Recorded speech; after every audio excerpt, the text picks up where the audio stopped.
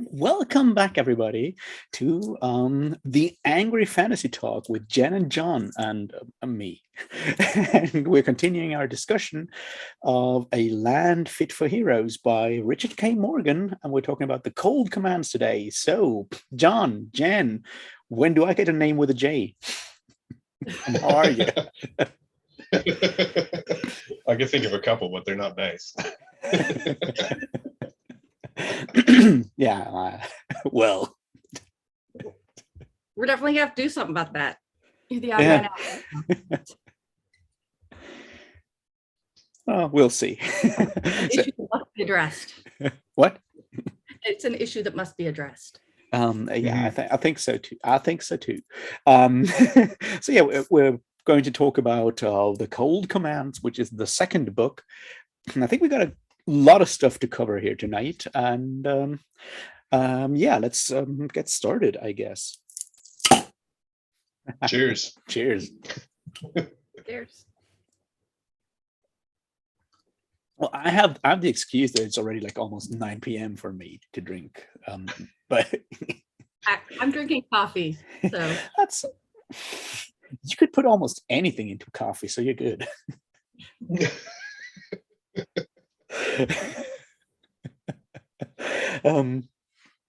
Yeah, so I've just reread Cold Commands, and you both have read it once / a bit more than once, I guess. And Yeah. So the first thing I want to look at is like, how do you think it's different from The Steel Remains, which we talked about last time? For me, I think it's very much the middle book of a series. We have Still Remains felt a little bit more self-contained in terms of plot, where you sort of the big bad guys that come up and the big battle at the end where they're defeated. And it's a lot more in depth in terms of world building, but it's also setting up this larger conflict. And I also hesitate saying that because it's not like there's a single conflict within these books, although there is one particularly large threat.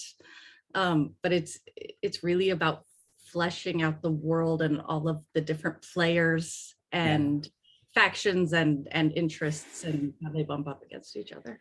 Yeah, I think that's interesting because a while ago I looked at like because I wanted to find out something and Googled something, and then I found a lot of like reviews, and there were a lot of people complaining that the book wasn't delivering what it promised because it was marketed, and it's probably also like, the back cover blurb or whatever, and it's all about that expedition sent to find the already forgot the name, something changing, and that doesn't, and everyone is complaining that doesn't happen in the book, and I'm like, yeah, of course it doesn't happen in the book. The book is not about the actual expedition.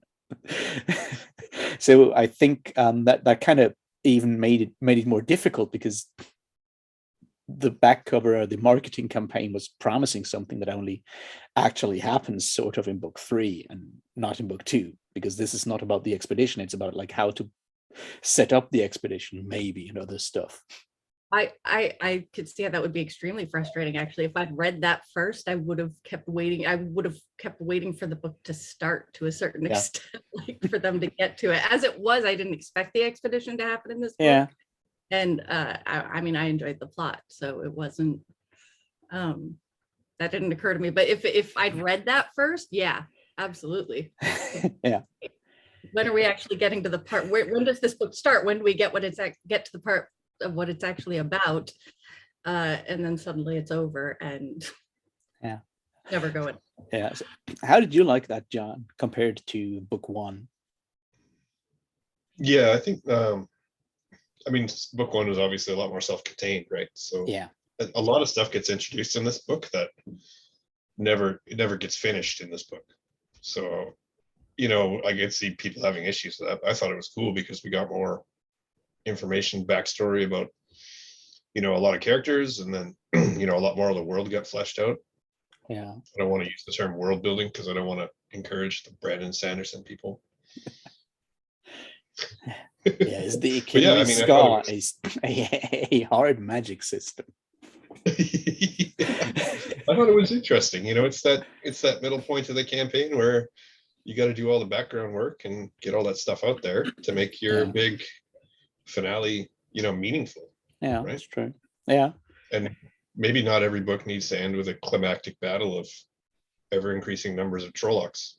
Well, they actually never show up in the climatic battle at the end. Usually it's just Rand and that dude that masquerades as the Dark One rehearsing the same like dialogue that they had the 3 books before as well.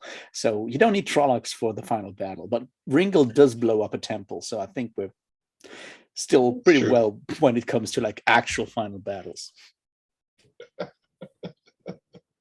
It is a good ending. Blowing up buildings is always a good ending for like any form of story. Yeah. So here's the thing: is like I enjoyed it when I read it the first time. I enjoyed it when I read it the last couple of times, but I think I kind of always pushed away in my mind how dark this one is compared to the first one. I mean, the first one is not exactly your like family friendly Disney movie, of course not. But this one is just way darker. I feel like in outlook, because while there is still like sort of the same kind of themes going down, the sort of like righteous anger that you see in book 1 has kind of been like sort of like, I don't want to say tainted, but changed by the actual consequences of going all in with your righteous fury in a way. If that makes any sense. It does, except that I don't know if I would I guess the Dwenda, they did need to be defeated, and so I suppose you could call that righteous, but righteous is not a word that comes to mind when I think of the first book. Maybe self-righteous. I don't feel like the heroes have any sort of moral high ground. No. No, they don't. But it feels like you see, like in the first book, I always see like you have, especially someone like Ringle, he gets like worked up about the whole like issue of slavery, and then he just like goes and kills everyone. And now we see what happens if you just go and take the law into your own hands. And that's sort of like the first thing that I think I kind of not overlooked, but I was much younger when I read it for the first time. But that whole scene, the whole opening like part with Ringle, when we don't see Ringle actually show up until like chapter 5 or 6, but we see the whole like uprising in the slave caravan, and then Ringle coming down to the slave caravan, and that part I felt was, that was really fucking dark, especially when we come to the point where Ringle just goes and lets all his men basically gang rape the slave mistress.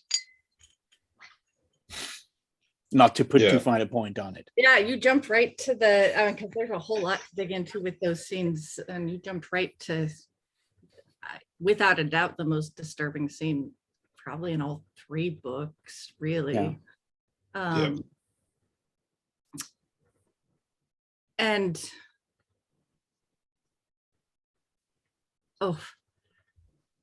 I think there's something there. So this is, I remember thinking it a little bit in the first book, and it showed up in this book quite a bit, that when there are moments of one of our main characters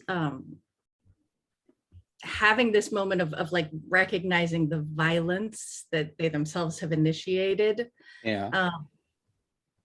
and perhaps even regret it, that they are a part of this. First of all, they don't act on that, but within those moments, there's also always reference to the fact that others are looking at them. And so there's this idea that if they show any empathy or any horror at violence, it will be seen as a weakness that they cannot show.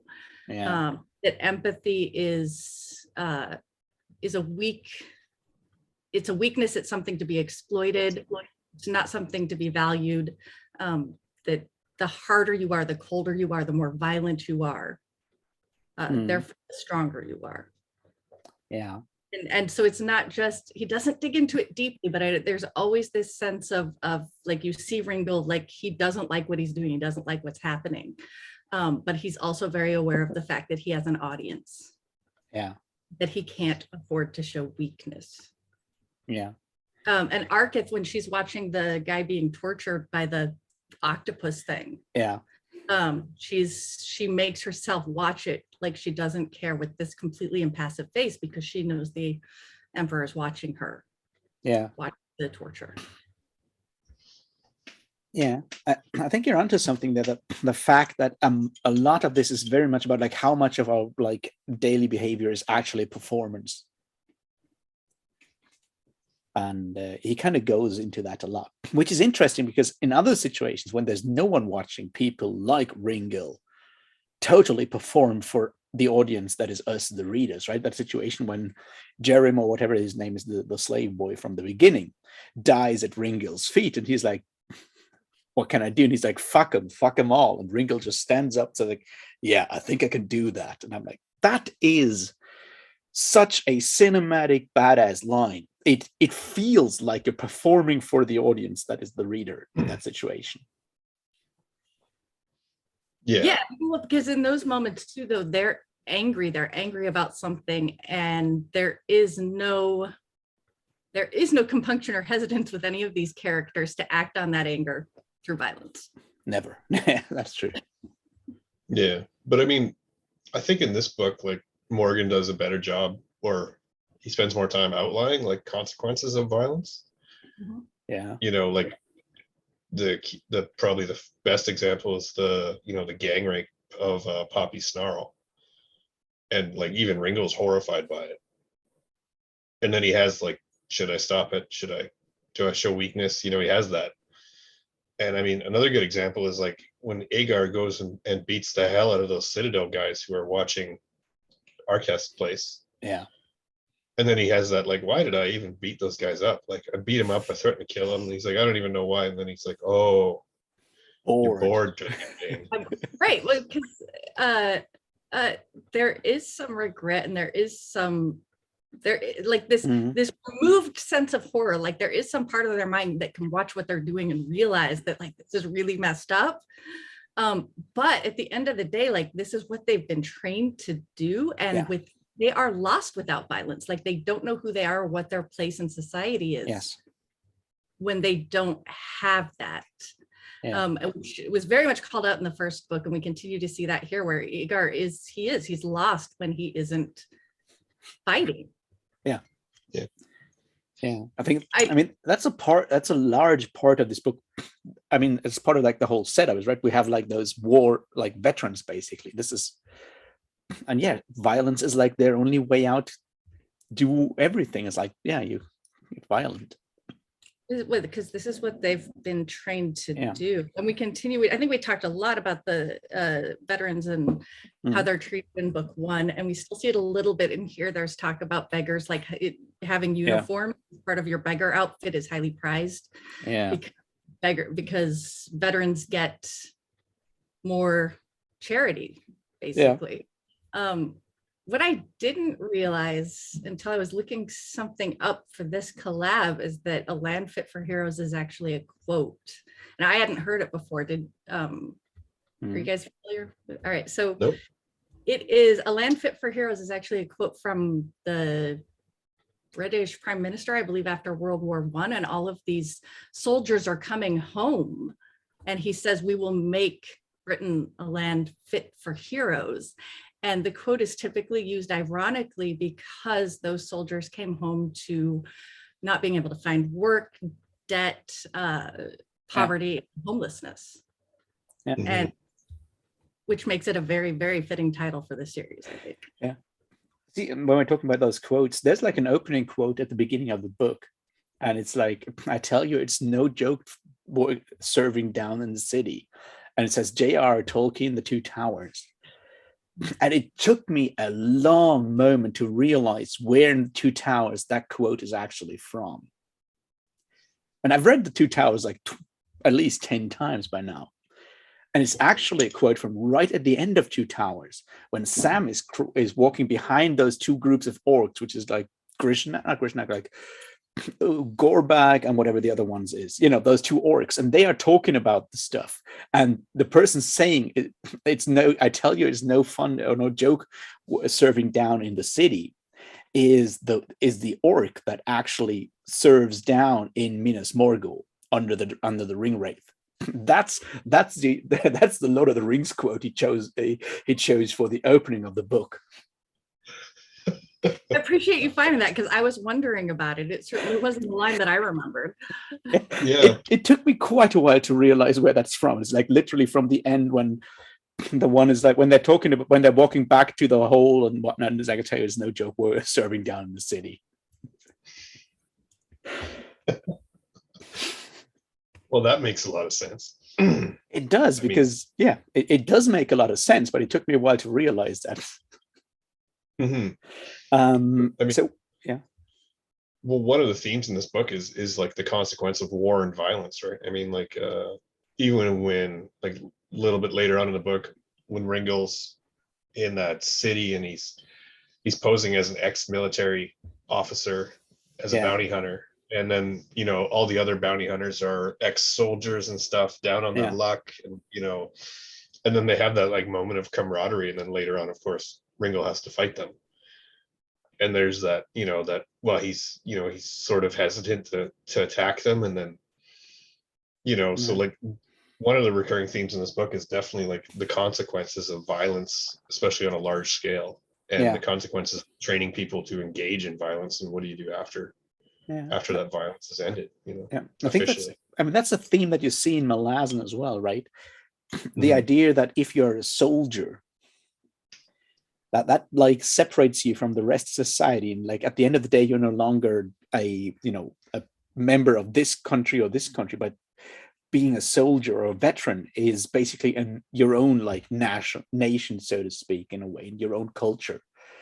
And those civilians out there will totally not understand. It doesn't matter which country they live in, they don't understand, because you went through something that they never went through, which is why, you know, those League veterans can talk with Ringil, whom they think to be like an Imperial veteran. So like, yeah, they are veterans. They have moved away from civil society in a way.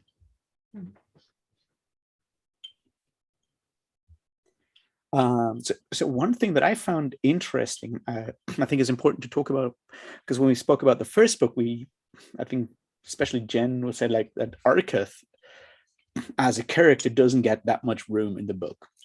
And I think that changes a lot in this one. Like Arketh plays a way bigger role. We get like way more insight into her as a character compared to The Steel Remains. I agree. I love her character. This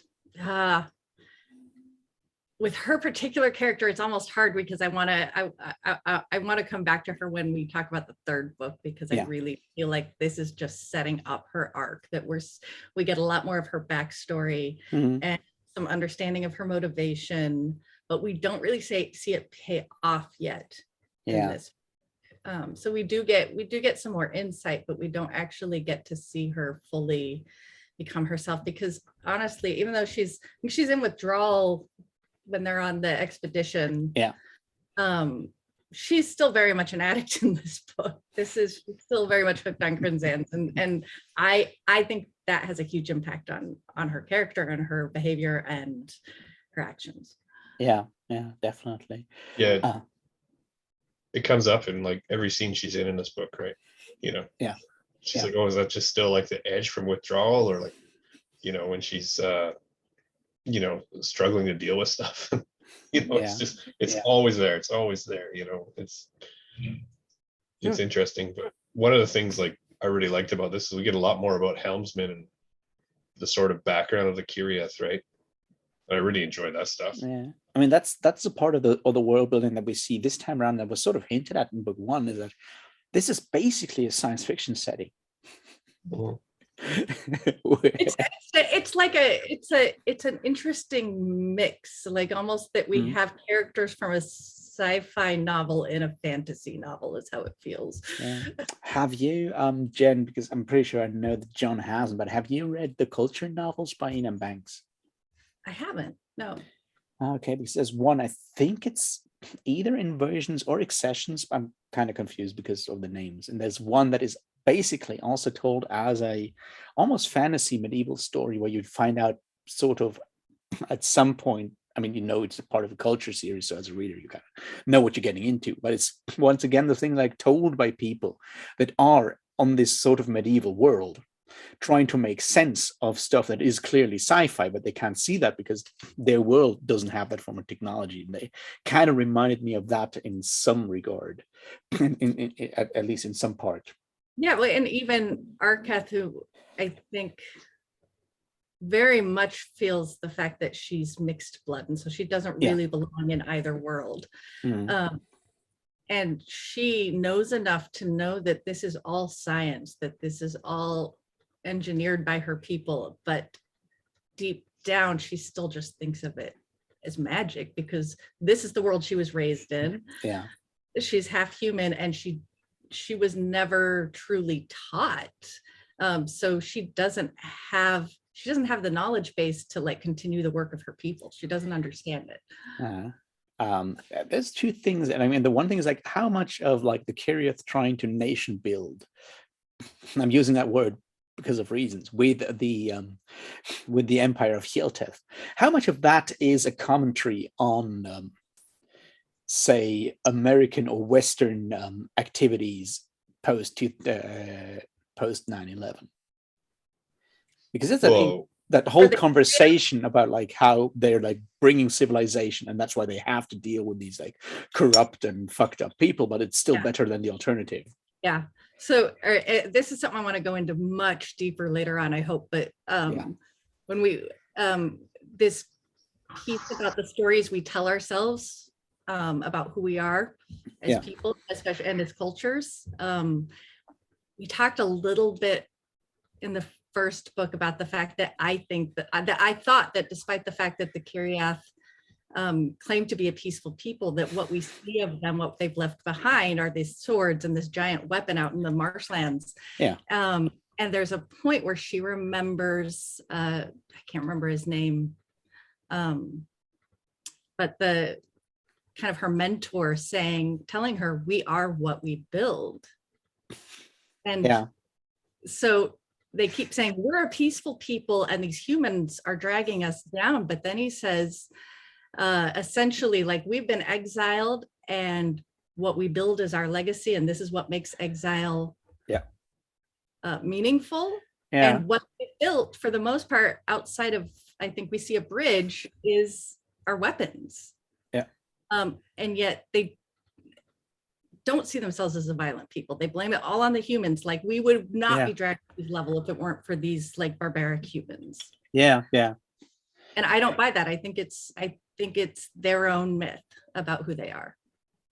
Yeah, definitely. You have that conversation that, like in this book, when Arketh, in like that flashback when she remembers her father arguing with her mother about like magic and stuff, and we get that like wonderful like rage about religion. That when he like takes away all of that, and she's like, yeah, but you deal with these people and so forth, and he's like, yeah, there's a price a price for building an empire or building civilization, and the mother's like, yeah, it's murdered children. And he says, oh right, he says, I didn't murder any children. And she's like, you knew what would happen, and then you want to pretend that your hands are clean. Exactly. And You're I think not, that's look at your own contributions to this violence. There's very much, I think, a blind spot in how they see themselves, and even how others see them, because they've managed to create this myth around themselves for humans too. And I think that it's probably, if not a deliberate, I think it's a deliberate one. It's like commentary, because this book was like published in 2011. I think it's very much a commentary on allied, so to speak, allied groups and nation building efforts in the like post 9/11 era in Afghanistan and Iraq and so forth. And also like the history of Latin America in the 20th century, right? I mean, America and its allies, Canada being part of that, has interfered in Latin American politics since what, 19th century at least. Like, And claiming that patriarchal, parochial kind of, well, we know better. We're bringing democracy. We're going to make everything better. And it's like, Yeah. Like me and Raf's, one of our best friends is Francisco from Mexico, and we make jokes all the time and about American politics, and he's like, the Americans are always saying, they have to fight the war on drugs, and he's like, but how can you fight the war on drugs when you're the biggest drug consumer in the world? Doesn't make any sense. And you blame Mexicans? Come on. We're just being good capitalists like you taught us. I was gonna say, I think the primary difference is I see the nation building post 9/11 as largely religiously motivated. Whereas in Latin America, it was all about capitalism and financially motivated. Yeah. It was part of like ideologically capitalist oriented because of like the Cold War situation, basically, which is why, take down Allende to put on Pinochet, because of course he's going to be a better mass murderer, I guess. You know what I mean. But you know what? We made a lot of money. True. Because we're able to go in and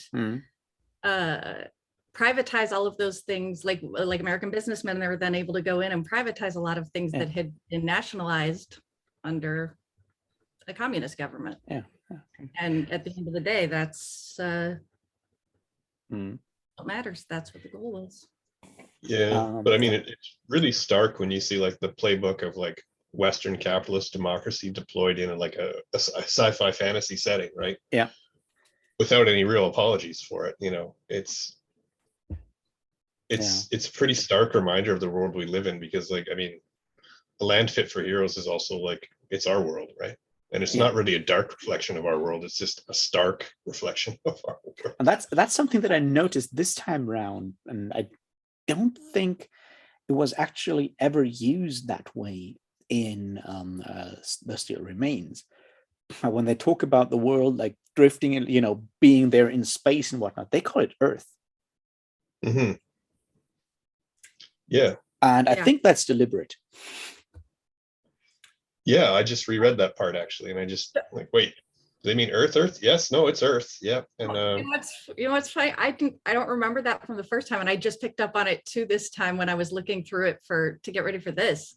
That they do call it Earth, because I think I'd imagined it to be a different planet because of the band, but I assume that's just the moon they blew up, moon that are in orbit around the Earth, right? A ring around the planet, that puts me in a more like sci-fi frame of mind, so that's what I'm thinking. And I hadn't realized he explicitly comes out and says this is Earth. And there's another one. There's one that you might pick up on, Jen, and John doesn't, because John hasn't read the books yet. The scene where Ringo remembers trying to drown and being carried up by this underwater being and carried ashore.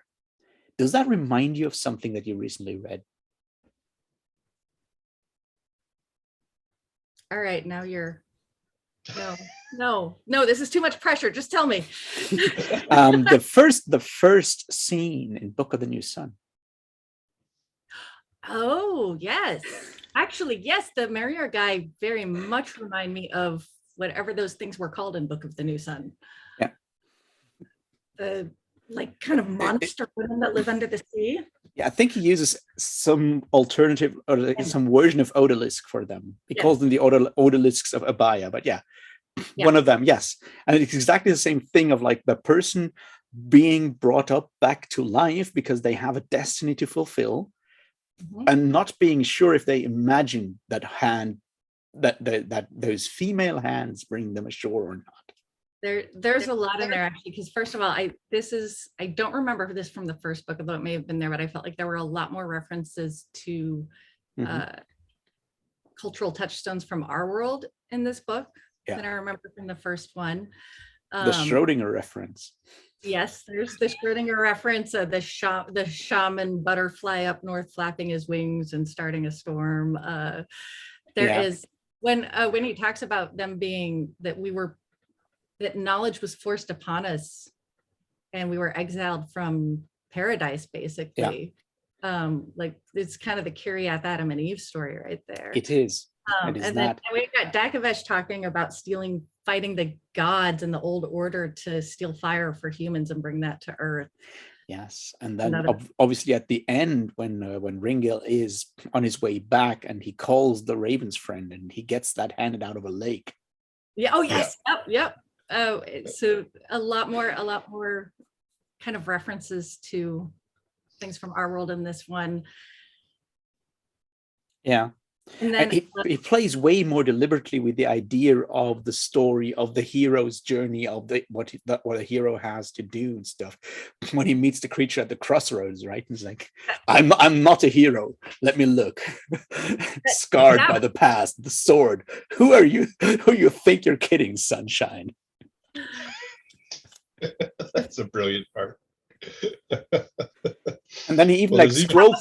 That might be my favorite scene in the book, when he meets the creature at the crossroads. Yeah. When they go through those different endings, and that doesn't sound like it. That doesn't sound like it. I'll take that one. And he literally takes that page. That's something that I found super fascinating. That he literally takes that page that the creature at the crossroad reads to him. It's like Ringil walked off along the street, and like it's exactly the beginning of that later chapter when Ringil actually arrives in Hjeltef. Word by word. How great is that boat name, by the way? The famous victory that none foresaw. Yeah. That was, I think, as much as religion was a big theme in this book, that to me is not the part that resonated. The part that really resonated was this idea of stories and myths. Yeah. And the places where he's kind of pulling apart at some of the tropes, but also talking about the power of stories at the same time. That really, to me, is what this book was about. Yeah. Now, the hatred for religion is just sort of in the background because it's always there with Richard K. Morgan. He just doesn't like organized religion. But yeah, the power of story is important there. What, John? Oh, the Morgan's hatred of religion definitely comes to the forefront in this one, I think. But if you guys do want to do the story stuff, and then we'll do the religion stuff. Or... I just think, like, this time around, he's very deliberate, like putting in all these different bits and pieces of memory of our like pop culture references and stuff of like that makes stories. It's a bit of a commentary on the idea of the hero's journey, because Ringil basically is on the hero's journey. He doesn't want to. He tries to deny it, but they build him up to be that hero. You know, the hero is up for debate. He's sort of forced along into it, like, you have what we need, and therefore we're going to use you by larger things. Like, we need a hero. You fit the bill. Doing this whether you like it or not, and we're just going to keep nudging you in the direction we need you to go. Exactly. You have that at the beginning, like when he has that first conversation with Dakovesh or Takovash or what you want to call him, and he's like, you didn't come when that marsh boy called you. It's like, I don't have time to pick him up and bring him to that like secret monastery and pay lodge and board for him so these secretive like wise sword monks can turn him into like a fighter and stuff. Like, no, I'll take the one that actually fits the bill right now, which is you. You have to live with that.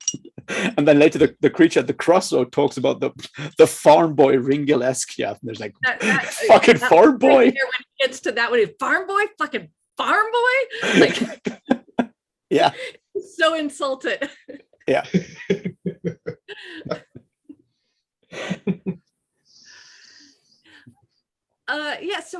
So it keeps popping up again and again, like the role of storytelling in a society, and of books in general too, because we've got Ringil's book comes up again, where he keeps talking about the fact that, which honestly his book sounded very entertaining, I would absolutely read it, but that it was too honest. It didn't hide things behind this sense of, we all know what we're doing, and I can reassure you that as a commander, like, this is how it's supposed to work. And nobody actually wants the truth. The treaty is on skirmish warfare. Yeah, and then we've got Yeah. that piece with Shen, the guy he knew that wrote the book about Hynerian, which is just blasting Hynerian. And you can tell he's very biased just from reading the excerpt that's in there. But Ringel goes on to give us some of the backstory in that this is a guy who's been exiled. And so not only is he angry, but he's trying to get back in the good graces of these people so he can go back home. And so insulting Hynerian is one of the ways that he can do that. Yeah, I think it's sort of like it's basically a joke on Ovid, right? Is it? You think it's a joke? I think it's a reference to either Ovid or Machiavelli, but I think it's more like Ovid, because Ovid got like exiled from Rome because of fucking around, basically, and then spent the rest of his life, or like large part of his life, somewhere on the Black Sea coast, writing his like long letters and stuff, and trying to get back to Rome at the time. Yeah. So, well, for me, I think what stood out to me, or what I felt like the point of that whole section was, and why it was included, is that reading the text itself only gives you part of the story. If you don't know the author's intent and motivation in writing, you're not actually fully understanding all the implications of what's being said, right? And so that then when we start talking about societies and cultures and stories that we tell ourselves, that understanding the where those stories came from and what was the motivation in writing them that way.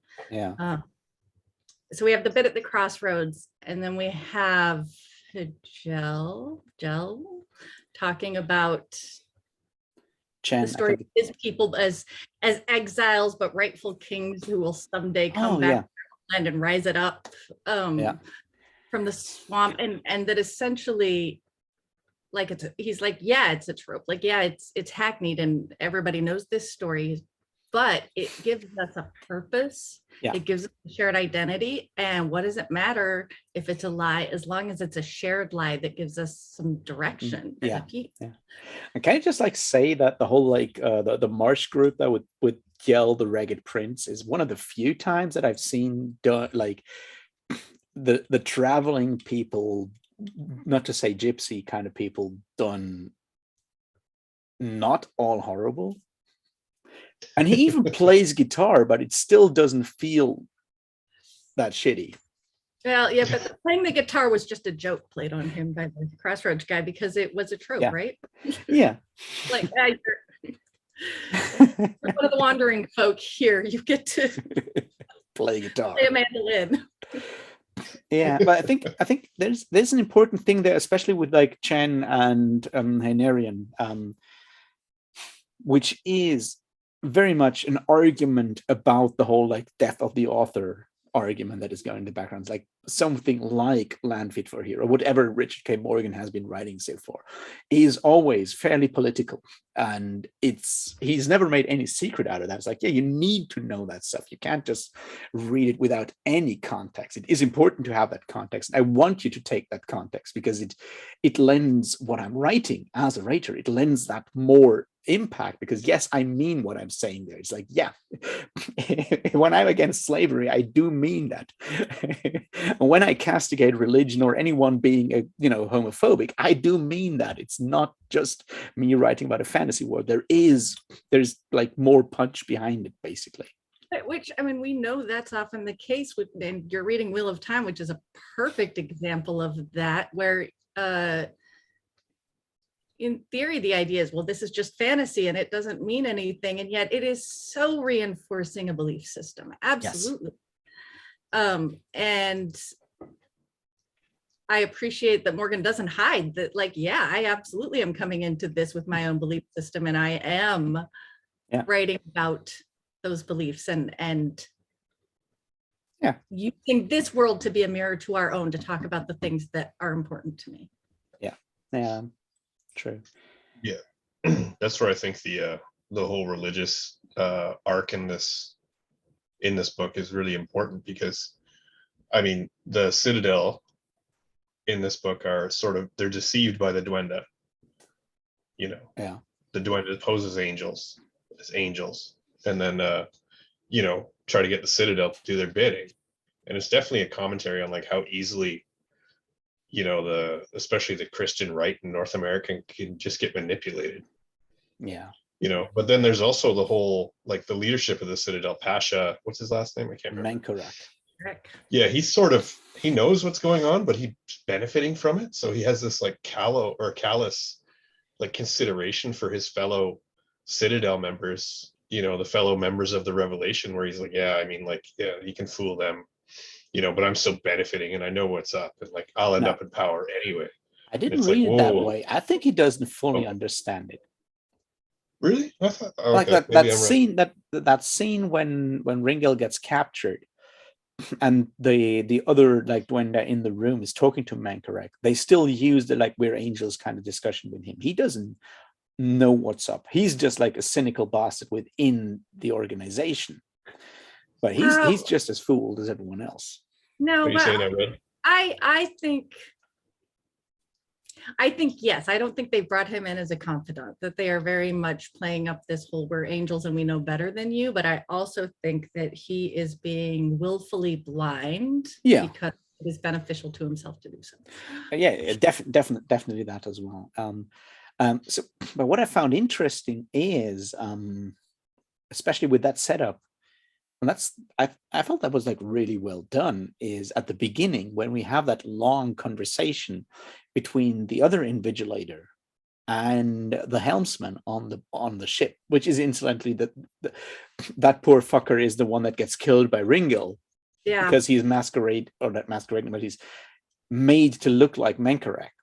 But that conversation when they have about like, when they talk about what defines a demon, what defines an angel, you basically get that whole discussions laid out as like theological argument that it's impossible to tell the difference, basically, because it's only by like how we impact basically how beings impact our like perception of the world. That's how we define what makes a demon, what makes an angel. And as long as they're not interacting with our world, you can't tell the difference. Which kind of explains why the Dwender can actually work as angels, because from Mankarek's perspective, all the way up to that final scene in the temple when they do just like actual human sacrifice, when I guess it will be more difficult to do the whole arguing stuff. But up to that point, they're helping him and they're helping the glorious revelation.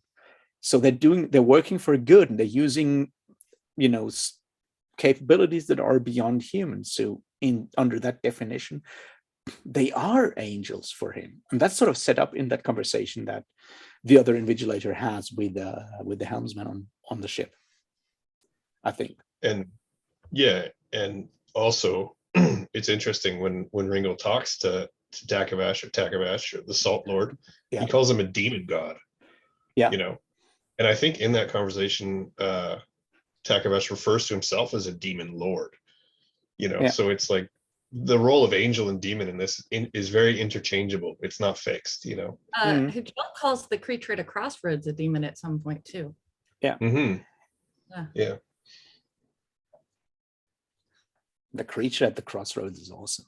All right. One thing that I wanted to look at is so there's two things, and I think one of them is like a special case for the overall thing. Something that I realized while reading this one, the prose is insanely good. The way that the prose flows, and this may be also because of like how well the audiobook is read, but it has an almost like lyrical flow. The way the whole story drives, the way he builds sentences and they move on. That the flow of the entire story, the entire prose, is extremely lyrical in a way, and that's just insane, like very amazing, impressive for me, because at the end of the day, it's still a very violent, an extremely violent story, but it reads like poetry almost a lot of the time. So would you say it's more lyrical than Steel Remains? I think so. In parts, I think it's more lyrical in the way the prose flows. I think he's just like gotten better at prose. That's sort of when I want to put like the special case when we have the sex scenes in this book. And they were like super explicit in Still Remains, but there's like those two like very explicit sex scenes, one with Arketh and Ishgrim, and one with Hiel and Ringil. And they were still like extremely explicit, but they were also like fairly poetic compared to the faint smell of shit in the air, because, you know, I'm quoting here. Yes, you are. But it's interesting that, I mean, we've already talked about this book is darker than Steel Remains. I mean, Yeah. And it's also more lyrical. Mm-hmm. You know, and that's a really interesting combination. Yeah. Because I mean, Steel Remains is a lot less lyrical. I would say more in your face, more brutal. I was going to say lyrics, but writing. Yeah. You know, and it's more like bang, bang, bang, bang, where this one seems to flow a lot better. Mm-hmm. But like the themes we're dealing with in this book are even more brutal. You know, does the lyrical style highlight those themes or soften them, or what do you think? I think it depends on how you look at it. I think it's easy to overlook the darker themes because of how lyrically the prose flows. But I think it's like sort of like, I look at it as like The Steel Remains is your like blockbuster Bruce Willis movie where Ringil walks around. At the end of the day, he walks out there in his like undershirt and blood splattered and kills everything after getting punched in the face for the first like 70% of the movie. And this one is more like Sin City. It's more poetic about it. It uses more like artsy trappings. Yeah.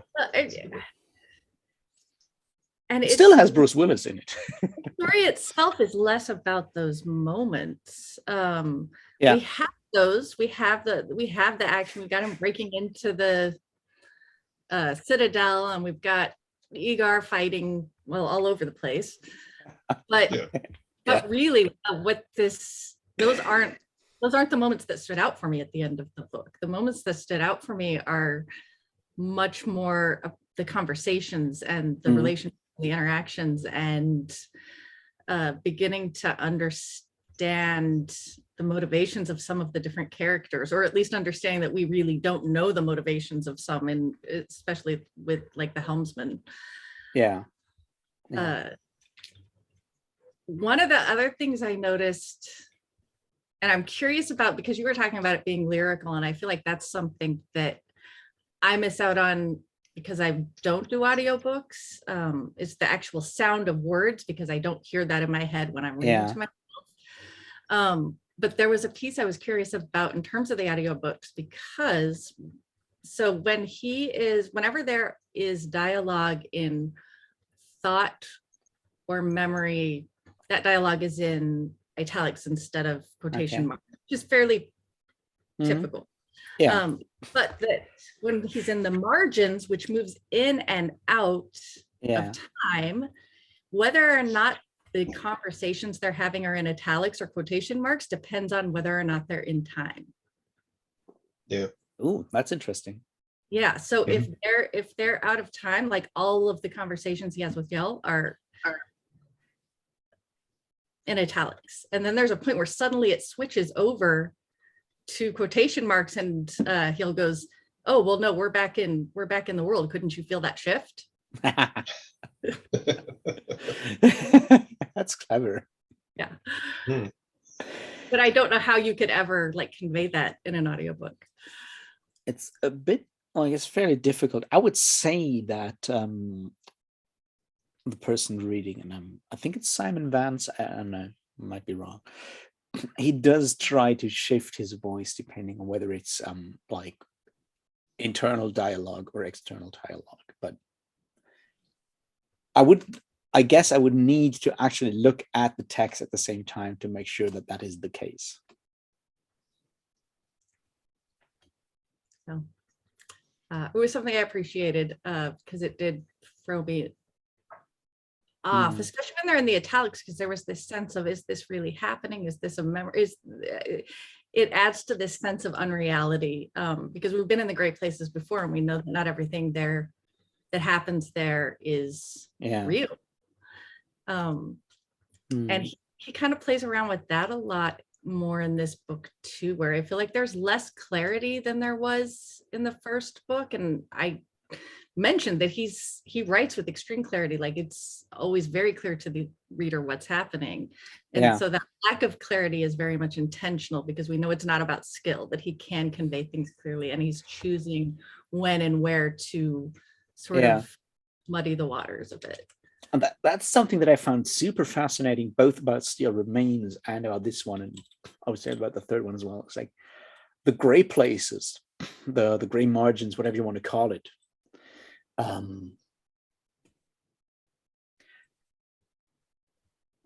are definitely like way up there when it comes to those like weird fantasy whatever realms, when it comes to how feverish, how psychedelically feverish they would like feel in the way he describes them, the language he uses. It's like sort of the same. It's like I imagine I can read a lot of Michael Moorcock influence in that, because Moorcock is another one who has like, well, Moorcock obviously took enough drugs to do that, but you know what I mean? They feel weird and like trippy in a way. Yeah. They're not fairyland. They're very much fairyland on acid. Yeah, and he does it without it feeling like hackneyed and like, trite, which a lot of these attempt at psychedelic descriptions of other realms, same old, they bring in the same old crap, and you're just like, yeah, okay, just flipping through the pages, but these ones are just, it's like a Hawkwind song, Yeah. Hence the Moorcock reference. And I think I know how he's doing it, and that's he shifts descriptors. So it's very interesting when Ringel gets picked up by the Black Sail gang. And he talks about how that undead sailor is talking, and he uses a lot of adjectives to describe the voice that are not connected at all with anything audible. And he uses like adjective descriptors that are all about like visibility or feelings and stuff, but not connected at all with audible, with like anything, with anything audible. And that's how he makes that like feel like weird, because it's almost like a bit of like synesthesia, I guess, in a way, when he's like, the voice sounds like it with his like granite voice, and stuff like that. And he does, that's I think how he achieves that feeling of like this trippy feeling. It's like how he kind of shifts the descriptors and uses stuff that we use to describe noises or like things that we can hear, and he uses those to describe stuff that we could normally see, feel, and whatnot, and shifts those around. I think that's how he achieves that effect. That's a really interesting observation, because I know what you're talking about, but I don't know that I picked up on it consciously at the time. I also think there's something to the fact that these things are all happening out of time, and so he gives us no context within the larger story. Like I had to go back to the first book and look up Hiel and Ikenriska to make sure that I hadn't just missed some reference, because the way he introduces it is not there.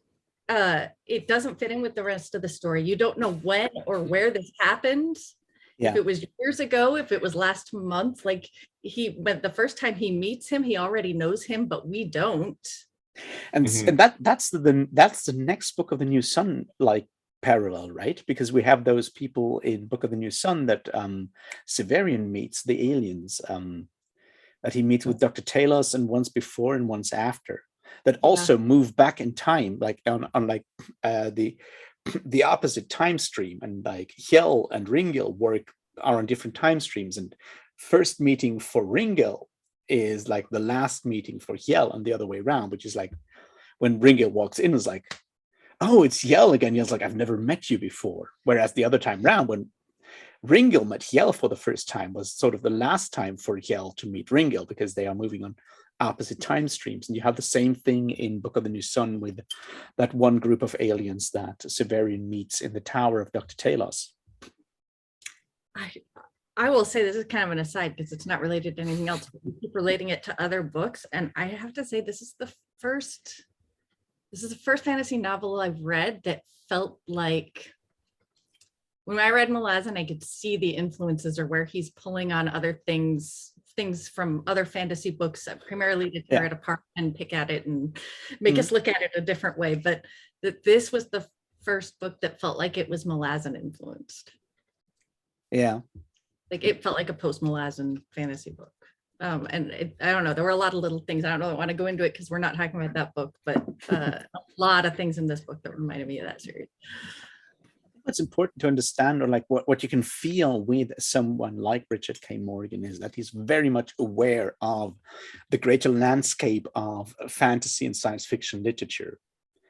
He's not your like Terry Goodkind sitting there copying Wheel of Time, just adding more dildos and claiming that it's not fantasy. He's not influenced by anyone else except Ayn Rand, but he's very conscious of the overall field of science fiction fantasy, using it as a general discourse and adding to that discourse, and seeing and reading fantasy literature as an ongoing argument about how the world works. I think that's why it feels so post Malazan, because Malazan in a way does the same thing. It's aware of the fact that like fantasy as a whole, fantasy literature as a whole, is an ongoing discourse, and whatever you do is you're like putting your view on fantasy as a whole. It's not just you're not just telling a story. You're doing more than that. You're trying to shift or influence how the field of fantasy appears. And Richard K. Morgan does that very consciously. Yeah, he's not writing into a vacuum. No. Yeah. And he might be screaming into the void, though.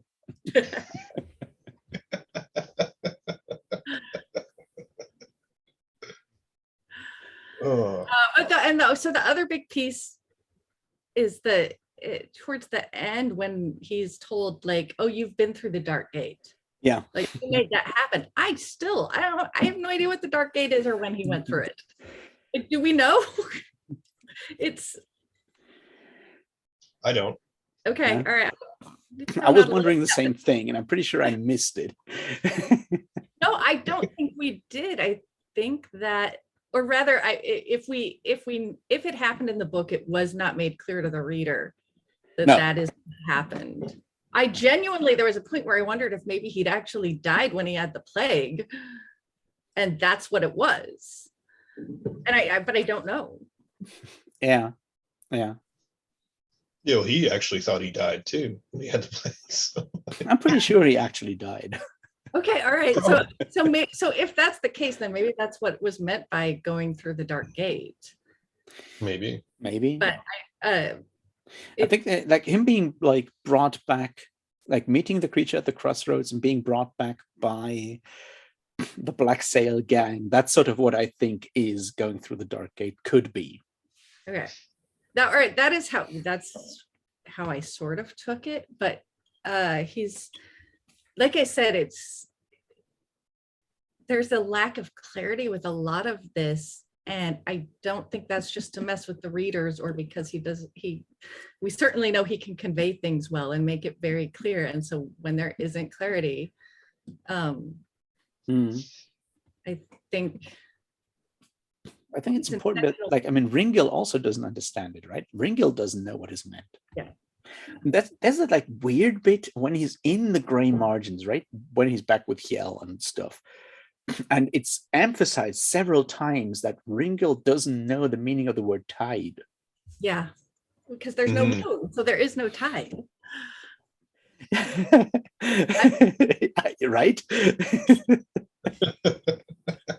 And I was like, why is he fucking around with tide? And then you get the explanation. Yeah, the enfoy which is, that's sort of like where I would say that you can tell that it's the connection to the altered carbon stuff, because Takeshi Kovacs and Quelgris Falconer are part of the Envoy Corps.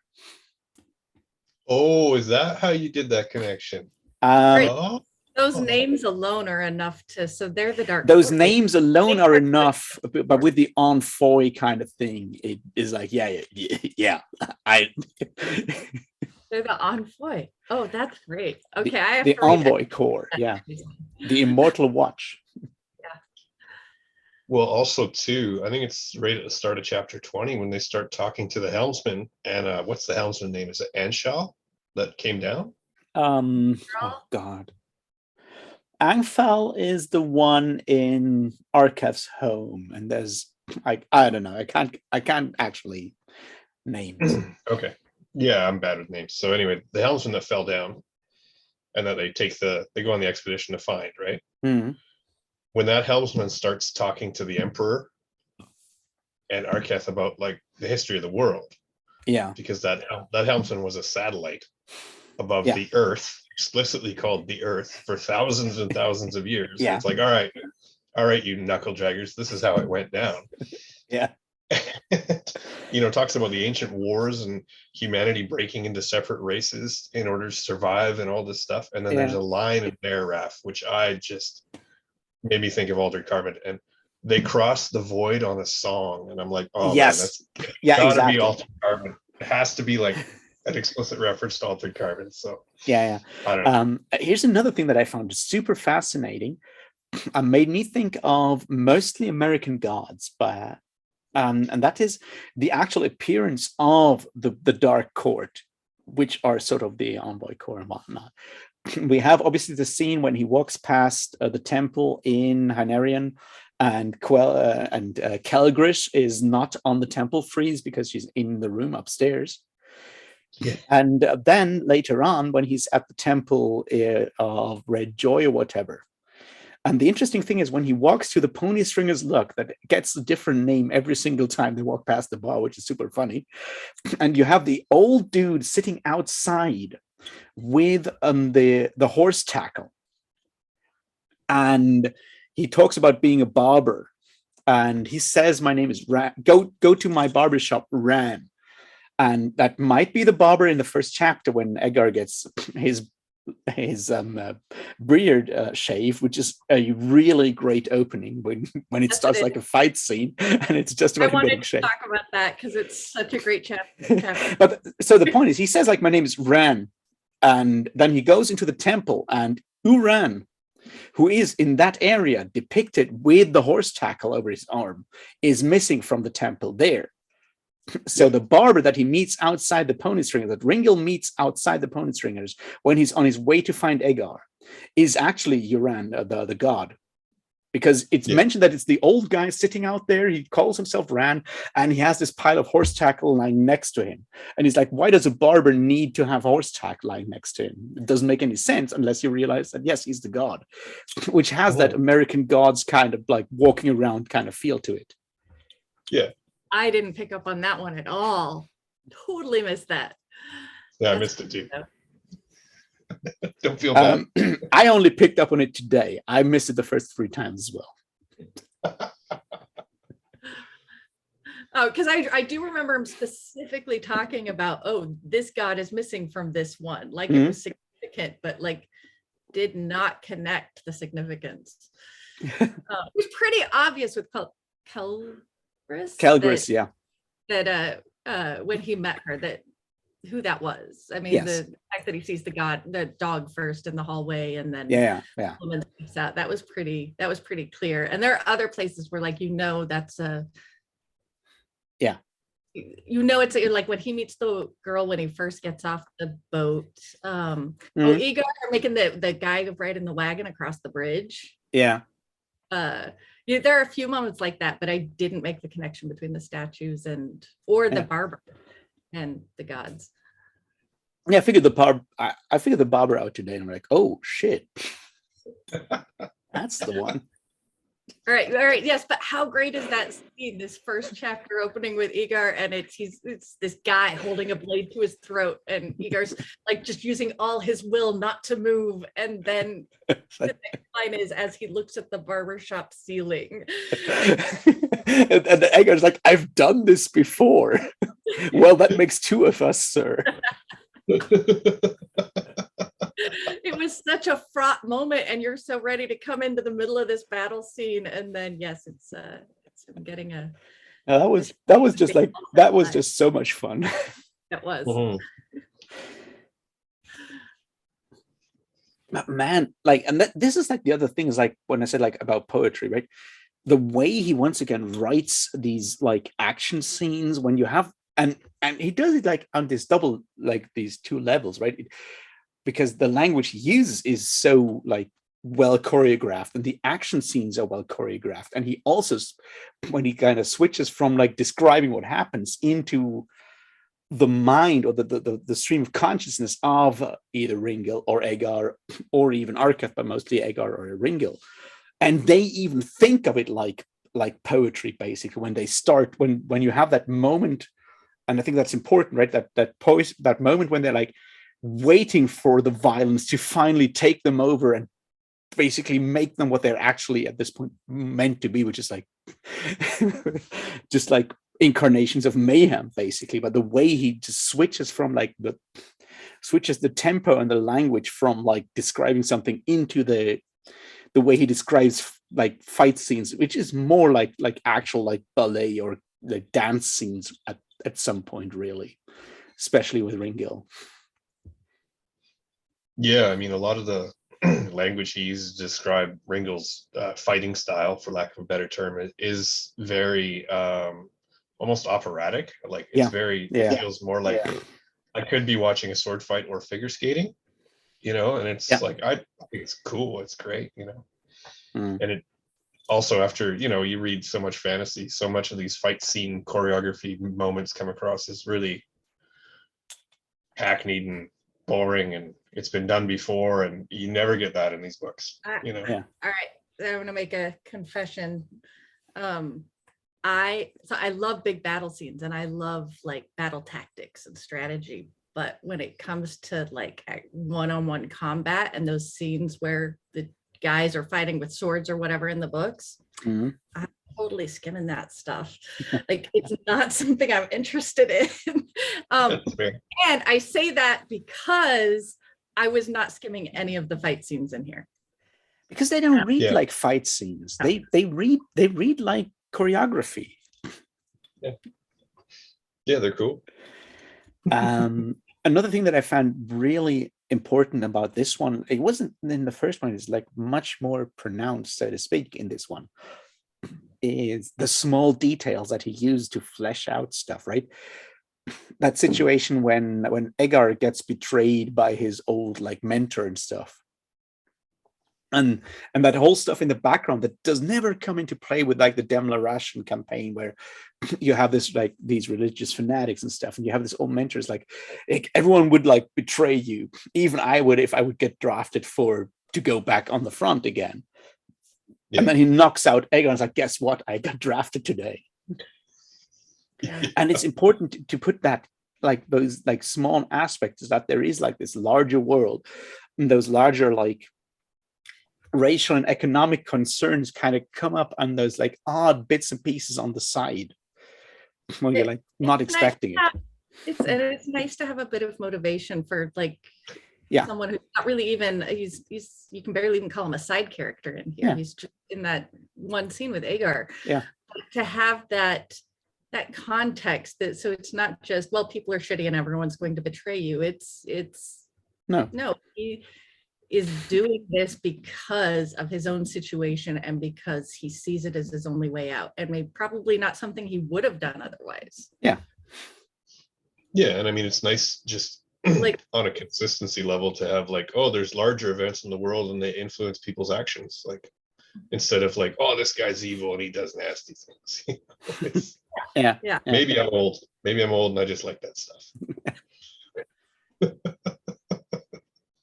for a world that we still don't know much about and have like no larger like long exposés on like world politics and economics, it feels astonishingly realistic.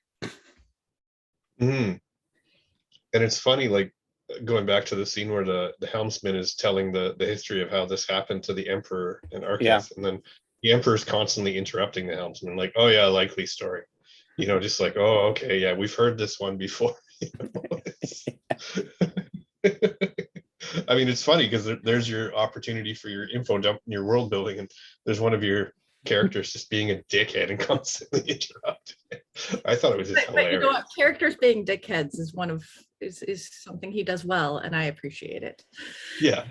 And I'm once again astonished by like the Emperor, Shiral Kimran II, Gerald. The Emperor is a super fascinating character to me because I still can't decide whether he's a villain or a hero or something else, because he's constantly like switching between those two. He's like, yeah, he's a tyrant. He's like, you know, getting people killed and stuff all the time and tortured and shit. But he's not your main, he's not your Caligula or Nero. He's actually trying to get stuff done. It's just like he's also a dickhead. Yeah, the person he reminds me the most of, I think, is in Malazan is Shadow Throne. You know, with slightly less insanity, of course. But yeah. No? Okay. I haven't read them all. I see him as less proactive than Shadow Throne, but then again, you're not at the end, so you don't have quite as like there's still stuff you're going to learn about Shadow Throne. Mm-hmm. Oh, okay. The interesting thing is that that you can see once again what Jen said earlier is like with the Emperor, you can see once again that he's performing to an audience, whether that's the entire court or just talking to Arketh or whatever. He's playing the role of an emperor. Mm-hmm. Yes, that his actions are very much about getting a reaction from others and gaining something. That it's all politically motivated, which as an emperor, that's going to be his primary motivation, right? That you don't get the sense that just at his core, he just really likes torturing people. But rather that it is politically expedient for him to do so, which is not any less evil, but it makes it a little harder to just sort of pigeonhole him as like classic bad guy. And there's even like that scene when I think Arketh reflects on it, is like, yeah, but what choice did he ever have, right? He's heir to the throne. What could he do? It's like he's got to do that job because he's got all these people that try to kill him ever since he was like 5 years old. Like, yeah. And I think at the end of the day, that right there is probably the only reason I have any empathy for him, is because Arketh does, because she understands him and is able to give some context to it, and also because she is so long lived, she has this historical perspective and this long view of things. Yeah, like is it Shanta? I can't remember, but the boat captain that is Mahma Shanta, the boatman.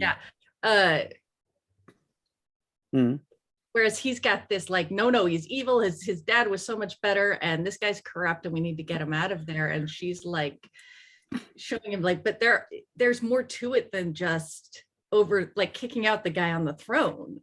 And you have to take the long view and work with, like, it's better to take the long view and work with the system you have than to tear everything down. But isn't that exactly the problem that you get with the whole nation building side of things, where you're like, yeah, you got to take the long view. It's like, and Mahma Shanta does it. Yeah, I'm not everyone is immortal. For us living in the now, here and now, he's absolutely terrible. And Arketh is like, yeah, but in the long run, it's actually good to have that kind of person. It's like, yeah, but fuck the long run. We have to live with it right now. And to have that, confrontation of those different perspectives is, I think, really interesting. But that's the other side of the hero conversation, where heroes are talked a lot about in this story, and it comes up again and again. And at the end of the day, you can't have a hero if you don't have a villain, and who that villain is depends on who the hero is, right? And he's not the villain, because he's not the one fighting our heroes. Yeah. So um, there's a point where Egar remembers talking to Gil right before a battle where he's like, just, you know what, guy, you have to have someone to hate. There has to be a bad guy. There has to be someone to fight. And it's a nice little conversation, but really what it made me think about, and I love it when books make you kind of look at your own world with a slightly different perspective. Yeah. That idea that the only true way to unite people is by hating others. Yeah. And how often we see that, so that it's almost accepted within movies and books that the only thing that could ever unite the earth as a whole are aliens. Because then we have someone else to hate. So that essentially the premise is the only way that humans can be united is through hate. Yeah, I think like when I said earlier about the nation building thing, in that conversation that Arkith has with Mahmoud Shanta, that's sort of what really drove the Afghanistan analogy home. It's like, she's like, Mahmoud Shanta is like, so you're saying that corruption, lots of corruption and debauchery is better than populist religious fanaticism. And she's like, yeah, in the long run, it is better. And I'm like, that's very in your face, actually. It's like, yeah, we're supporting a corrupt Afghanistan, non-religious government for like 20 years because we don't want the Taliban back. It's like, but for the people on the ground, those are different. Like, I mean, both have a lot of disadvantages, and there's going to be people that will be pissed off by all the corruption. And you need to understand that there's like a large group of people that you know what, really hate that part. Yeah. When we talk about the power of stories, I don't know if there's a single power structure that has anything on religion. Yeah. Not really. No. It's interesting though, going back to what Jen was saying about uniting in hatred, because this book, like the Land Fit for Heroes, has that too, the scaled folk, right? And in almost every interaction with veterans in these books, you see like, at least when we were fighting the lizards, we were all together. Yeah. And they always talk about that sort of thing, and it keeps getting brought up and brought up and brought up. So yeah, that's like even that conversation that Ringel and Agar have in that flashback is exactly that's like, we hated that and that, and then it's like they're looking at the dragon coming up and say, let's just hope that the lizards will take a long time to defeat, because at least we're actually united at this point. Let's just hope they're bad at it. And apparently they're not. We've won, and we're just like back to the old games. So, yeah. Now we have to hate each other again because. Yeah. That's how you keep that whole thing together, which kind of sucks. Well, but here's the thing: is then it made me question the whole premise. Is this based on something real and scientific, or does it exist because of the stories we tell about ourselves and the things that we believe about ourselves?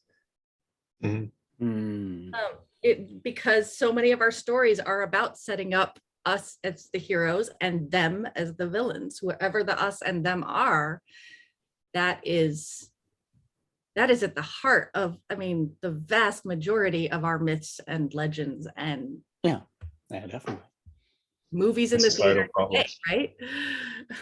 Yeah. So there's a question of, is this just realism or is this self-fulfilling prophecy? I would call it cynical realism.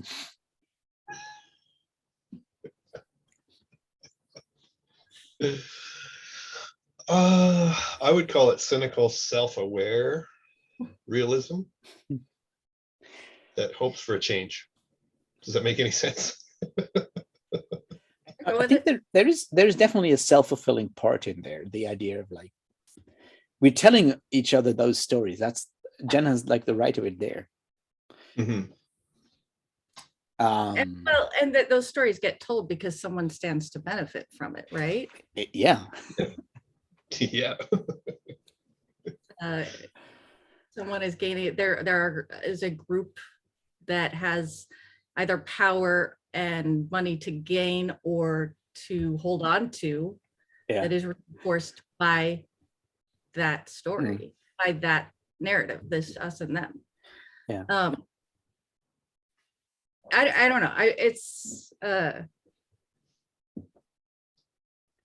interesting thought. I don't know that I've gone much farther with it. I just like it when books sort of make you like take something that's just so present in our culture, you don't ever even question it because it's just there, and kind of make you shift a little bit in the way you look at it. Like, why is that there? Is it just an accepted truth because it is true, or is it just, do we accept it as true because it's always been there? And that's like another interesting aspect there that I think is like, it gets a bit explored a bit more in the last one, I think, if I remember right. But the main thing right now is like, so mankind united against the dragons. And there's no argument ever about the dragons being evil. The main reason why they fought against the scaled folk, the lizards or whatever, is because they were different. They were the other. They're alien. And that's all of it. There's like, you look at the Citadel or other like parts of that, like slavery, all of those aspects, like morally, humans were way worse than the lizards. But the lizards like are the other. So we all combine and fight the other. I think that's a very important aspect of it. It's like, suddenly questions of good and evil have nothing to do with it. Suddenly it's just like us versus the other. And you think about the rest once the other is gone. And then you create another other and fight that.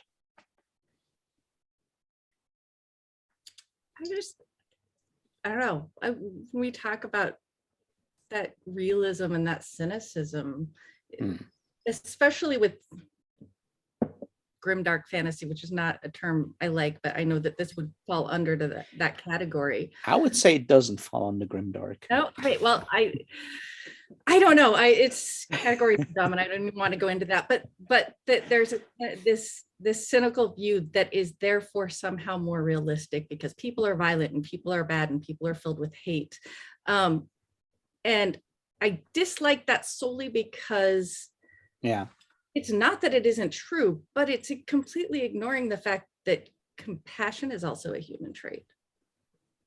That love is also a human trait. That this isn't there isn't a single side to this. And yet there's a tendency to view looking at the more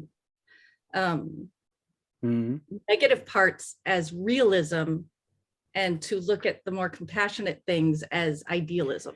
Yeah, that's definitely the cynical part, right? That you have in our world is like, so there's a very specific thing that really pisses me off. I gotta explain that it's getting political for a second. Over the last couple of years, in the German language, around the refugee crisis 2015 and so forth, there has come up a word that is used mostly by the right as an insult towards people that want to help refugees, fight climate change and, all those like sensible human things. And the word is Gutmensch, which is like good human, basically. And they use that as an insult. And the fact that there are people out there that can use the word good human as good person as an insult is that peak of cynicism what you just mentioned, which is sort of what you get in grimdark, I think. It's like, everything is like shit and you can't do anything about it. If you're actually, trying to change it and be a good person, then that's the fantasy. And that's like what you get, knocked down for afterwards. Yeah, there's a similar one in English, like the idea of a bleeding heart, and it's usually bleeding heart liberal. Yeah. I had somebody call me that one time, and it's like, I have a bleeding heart. It's like, yeah, other people suffer, and I feel empathy for them, and that makes me, bad in some way. It goes back to that piece I was talking about before of it's a sign of weakness that can be exploited. Yeah. Right. Mm-hmm. Yeah, and I know what you mean. That is very much like a cultural, that's something we've created where we've decided that these traits are good and these traits are bad. Yeah. Yeah, I just felt it's interesting because in that German insult, apart from bleeding heart, which is the same thing, is like it's literally in the word good. It's in the word. You make being good an insult, and, and you don't realize that that is actually fundamentally wrong. uh, that's sort of, but so here's my argument why this is not grimdark. So the thing is, empathy and compassion on the one hand, and the other side of it is in A Land Fit for Heroes, while everything, like most things, are dark, people are still trying to change it. And yeah, the Ringel is not getting, a happy ending or anything in those books so far. But when you read stuff like Abercrombie and some other of that stuff that is like a fatalistic view of the world Yeah. is essential to grimdark. Yes, and A Land Fit for Heroes is not fatalistic in that regard. Yeah. Or it is like more like it may not actually change, but that doesn't mean you can't just like sit down and shrug. You still have, I think the epitome of grimdark is what I've said like somewhere else. It's like is literally that like favorite character of everyone who reads Abercrombie, which is Logan Nine Fingers. And he just like says, you have to be realistic about these things. No, you bloody have not. No, don't be realistic about these things. You can still go out and kill people or punch people and do whatever. Don't just shrug and say you have to be realistic. Don't accept. And that's I think the difference, which makes A Land Fit for Heroes something else than just grimdark. So I think a great example of that is actually Gil freeing the slaves in book 1 and then having this moment of like, what have I done? Like, this has changed nothing. These people are still doomed. And that is all of those reflections after he frees those slaves are still 100% true after he helps the slaves on the slave train, right? Yes. Heading south. But he doesn't stop doing it. Yeah. He keeps freeing them. Exactly, because it is still right to free slaves. Yeah. And that's exactly that where like the whole idea of what called like real politics or realpolitik or whatever, that's where that cynicism seeps in. It's like it doesn't change that's not the point. The action at that specific point in time is the right action, so you do it at that point. and that's where we have the philosophical debate about a thing called consequentialism, where you can only judge if an action is good based on its consequences in the future. And I've always said, well, no, some things are just right to do. Freeing slaves, and going back to our talk yesterday, punching Nazis in the face. Always good things to do. Do I look like a fucking slave to you? Ah, that line. Oh my God. Yes. Great line. Yeah. And that's what I love so much about these books, is like how incredibly well Richard K. Morgan crafts those kind of things in and brings them up at exactly the right point, and it shows up in that situation. Like, do I look like a fucking slave to you? And you just like want to punch someone in that situation. Like, well, that's why when you guys are talking about cynicism, is it is it realism, is it grimdark? Like, I mean, it's the world they live in is cynical to a point. And the depiction of it is realistic to a point. But I mean, when I read these books, the stark depiction of like almost real world politics pisses me the fuck off. Yeah. Like, oh well, slavery is legal, like, oh, what are we going to do about it? There's nothing you can do about it. Well, it makes Ringo angry, it makes me angry. Like the whole idea that well, we can only be united in hatred. Like, no, I want to say no to that. Just as a human being, whether it's because I'm a Gutmenschen or a bleeding heart or whatever, like, fuck you. Like, no, that can't be the way. Like, if that's the way, then push the button, get it over with. Maybe I'm more of a cynic than I thought, maybe. Yeah, but I mean, that's like the part that I think what makes me really love the Richard K. Morgan stuff, and makes me love and be affected that much by the Malazan stuff as well. It's like, and other things like Cameron Hurley or whatever. Those are books that don't want to just like entertain you with like showing you how fucked up our world is, and you like where you can like wallow in your fatalism and cynicism. No, those are books that want to change the world because of what they're writing about, what is written in those books. You should read those books and then go out and be a better human, or try to be a better person after reading those books. They want to change something in the world. And in both of those, there are a million parallels. I swear I could I could talk forever about these two series, but in both of them, what we have, the actions of people don't necessarily change things or end up having the result they want, but the important thing is that they don't stop fighting. They still stand up and do what needs to be done.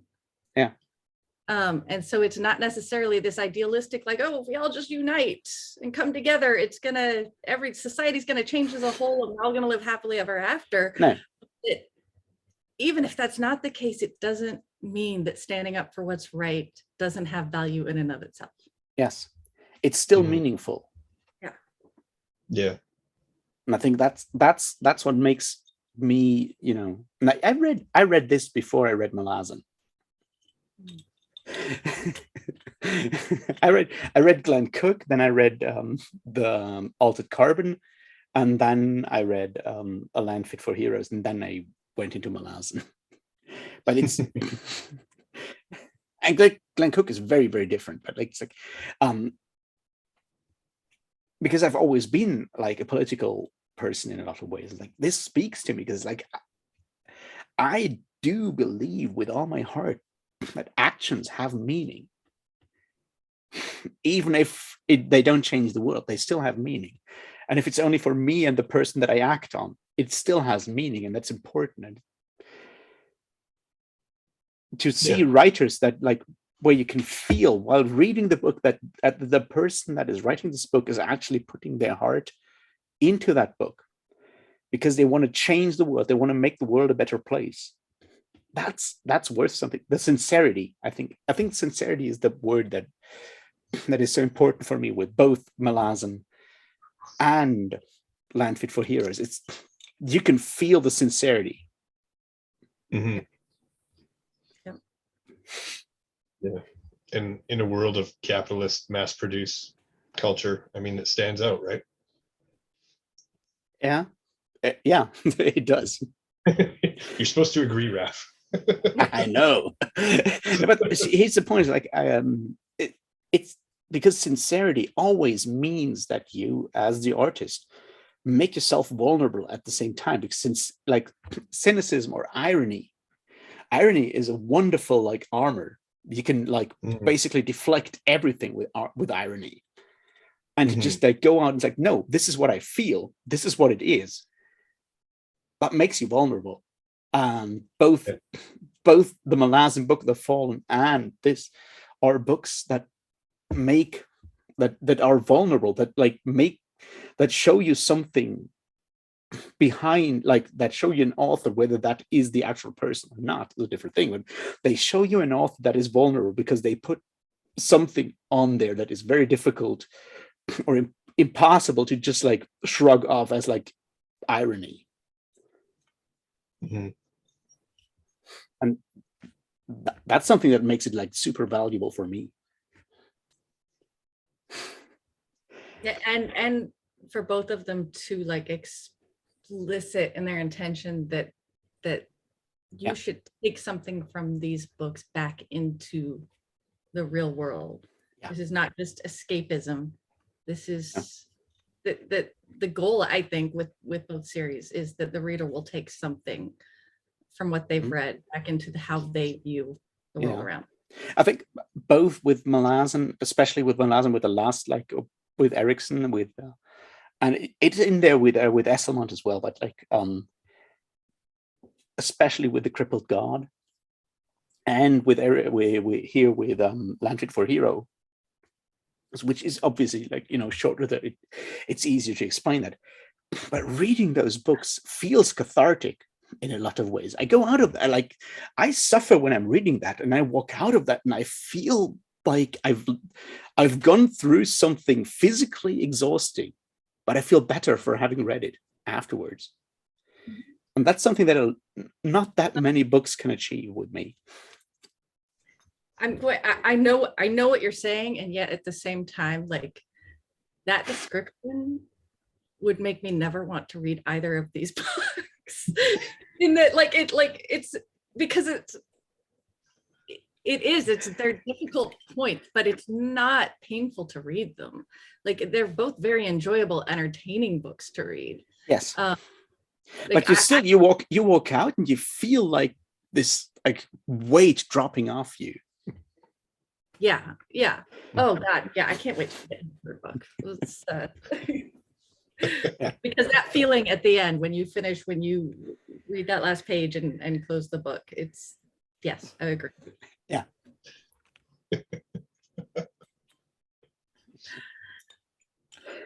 Yeah. So because as the only woman here, it is obligatory that I talk about women in these books. Yeah. Real quick, I'm still feeling the same way I did with the first one, in that I appreciate that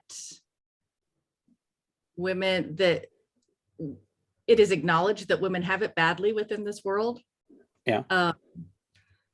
I wish there were more female characters, or that we got more opportunities to see that.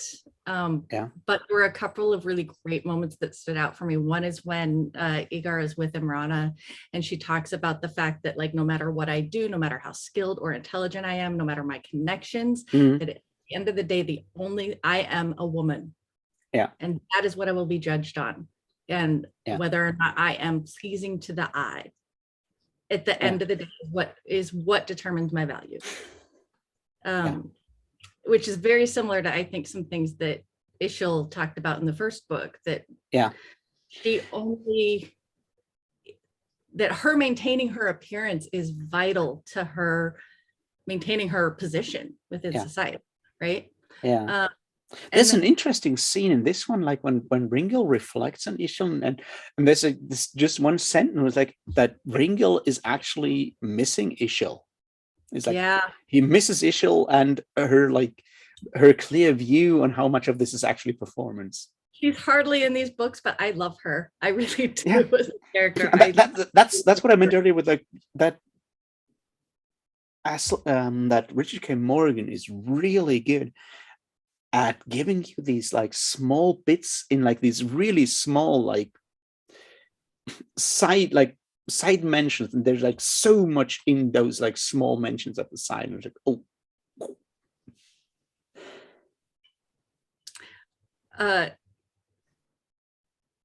and then Arketh, obviously, so we have a main character who is but she doesn't, much like Gil, she's privileged. She doesn't have the experience of most women in this society, right? But there's a point when she's talking to she's talking to the Emperor, and she's just like, I am so fucking tired of men explaining to me what my real motivations are. She's saying that to Ringil, but that was like I couldn't remember the context, but that line, it's actually when Ringil talks to her about like the helmsman lying, and she's like, I'm so tired of men explaining, and I'm like you want this because of this. She's just like, don't. If I tell you why I'm feeling something, that's why I'm feeling something, and stop explaining to me what it really is. Yes, yeah. And here's the thing: I read this in 2011 when it literally when it came out. I remember I pre-ordered this book, and the term mansplaining had not arrived in German discourse in 2011. I completely read over this.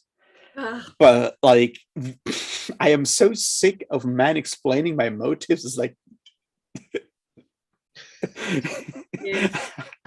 you can't be more explicit, right? No, it's just such a great line, like just so many things up in this perfect comeback, and that's all I have to say. I loved it. And then the flip side of that is the moment when Gil is standing on the rooftop and listening to the mother read the daughter a bedtime story. Oh yeah. And it's so familiar. It's like any fairy tale pulled from our world, right? Mm. And really the premise is that essentially, like, if this ordinary peasant girl or whatever is quiet and good, someday she too might win the heart of the emperor and become a princess, and all her dreams will come true. Yeah. But that essentially, at the end of the day, what the story is saying is that shut up. Yeah. Accept the way they are and be quiet and good. Yeah. Yeah, exactly. Those rewards will never actually come to fruition. You won't ever actually see them, but believing that they're possible should be enough motivation for you to keep quiet, accept the status quo, and be pleasing. Yeah. Mm-hmm. So here's a question though. What did you think of the Arketh Ishgrim sex scene? All right. I think it's complicated to talk about. Yeah. I figure. I really would have appreciated getting Ishgrim's point of view. Yeah. In that scene. Because even though she is the one approaching Arketh, she was sent. And that's what she's been trained to do, essentially. Yeah. Is to seduce. And so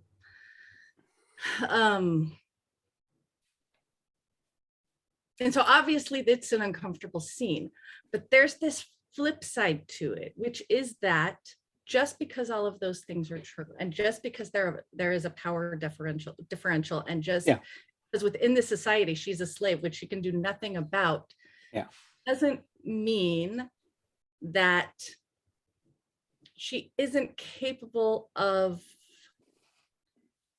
that this might not be something she could still choose, right?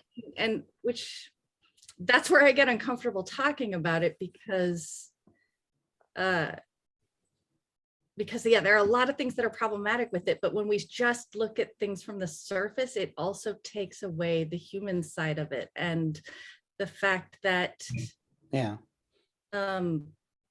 she is still a person who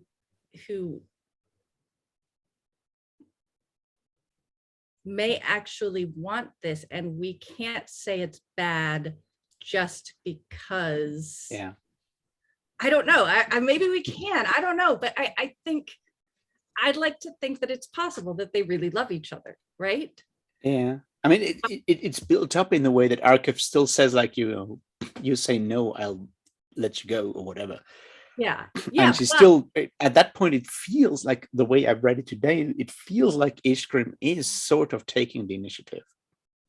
She is, but it's still. You never know if that's because the helmsman said, do it. Right. It removes that she is a slave, and that she was sent there to do exactly that. Right. Okay. Whether she wants it or not. The other side of.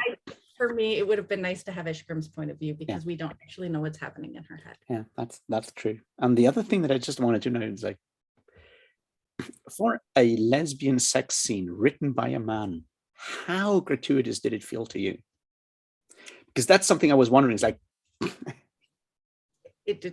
it was no more explicit than any of the other sex scenes in the book. It didn't feel gratuitous. I mean, all right, well, okay, or unless you want to argue that all the sex scenes in these books are gratuitous, which you could. But well, I mean, they're very explicit. But you know, you have always that idea that if a man is sitting down and writing a lesbian sex scene, it didn't feel like it was written to titillate male viewers. No, all right, it did not feel that way. Which to me is kind of the big checkbox. Like if you do that, then we're good. And it was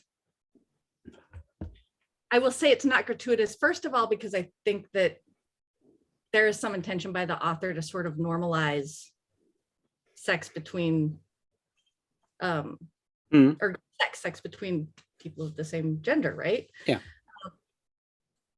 And the other piece of that is, well, it's done badly so often, or it's done written specifically to excite male readers. Yeah. Sex in and of itself and the inclusion of it is not automatically gratuitous because it is a part of life, and to leave it out is no more realistic than. Are you saying the fact that in Wheel of Time everyone just goes cuddling is unrealistic? Right, it's noticeable in its absence, isn't it? So much, man. So much. But my other question is this: do you want to read a sex scene written by Robert Jordan? Hell no. No. I mean, to be fair, there are some coming up, actually. To be fair, I personally don't need explicit sex scenes in general, because I feel like sex is a very, very personal thing.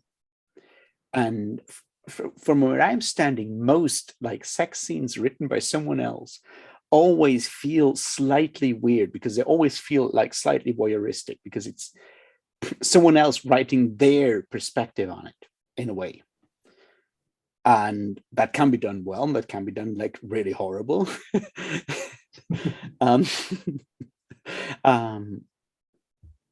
it's always very, very difficult to do that in a way that just, I mean, even if you're reading that and it's like, wow, this is like awesome and it makes me horny, and I'm like, I'm getting horny by something that like someone dead 50 years wrote down.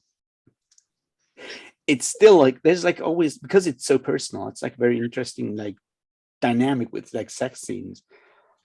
And all right, so I think the one that like was like the most intense and like best written in like the series so far is definitely the actually like sort of weird one with Hjell and Ringil in the tent. That one is like, that's sort of when I sat back as someone who had read four Richard K. Morgan novels before that one, was like, wow, he's gone a long way when it comes to actually describing sex and getting across what he wants to get across, and still making it feel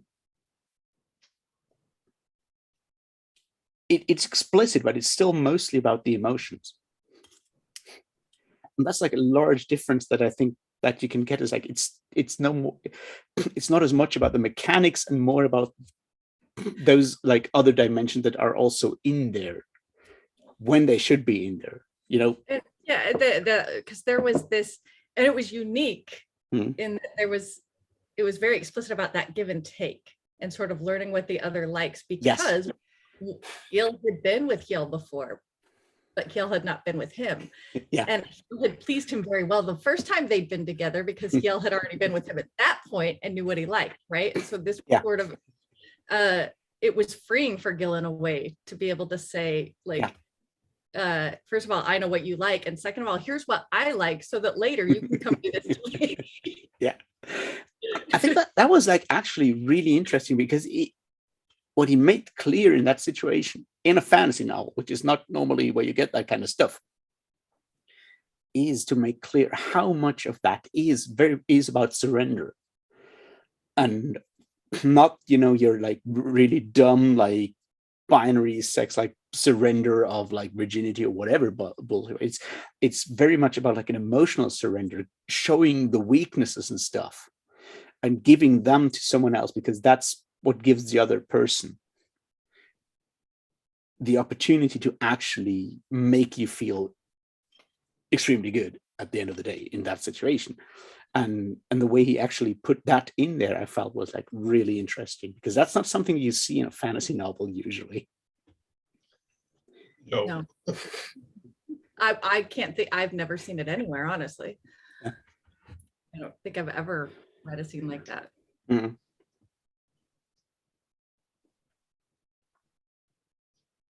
the idea that like good sex is about like vulnerability for everyone involved, basically. Yeah, I did. I really appreciated that, and the fact that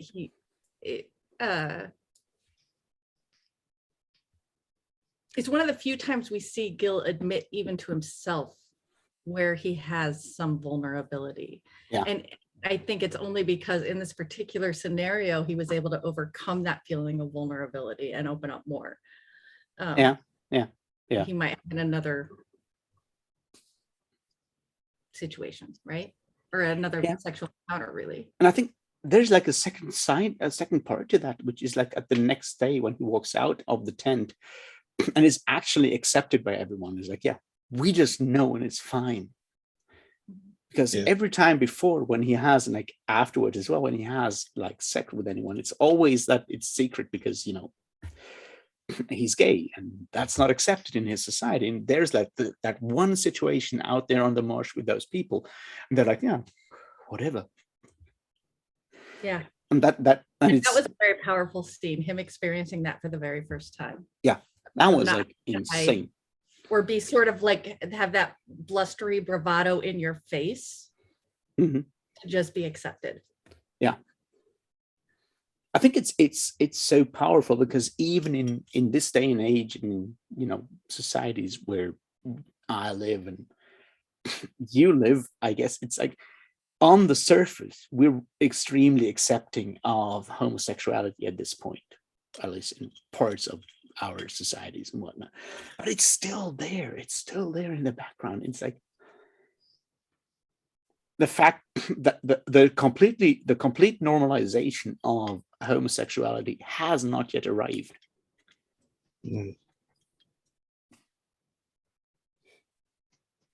So having that still feels utopian in a way. Yeah, and that's pretty sad, isn't it? I know, it's super sad. I didn't think I'd hear you use the word utopian to describe these books at any point. So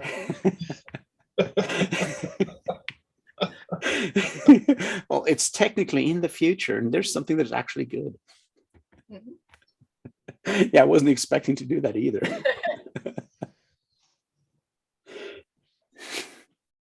But it still struck me when I read this, like, yeah, but you know, it's like, it's not yet normalized, unfortunately. No. Yeah.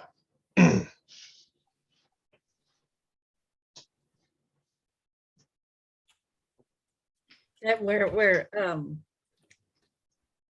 public displays of affection are not seen by some as being in your face, right? Yeah. Which is sort of the approach Gil has taken. Yeah. He recognizes when and how he has to hide. I mean, just because the consequences can be extremely dire if he doesn't.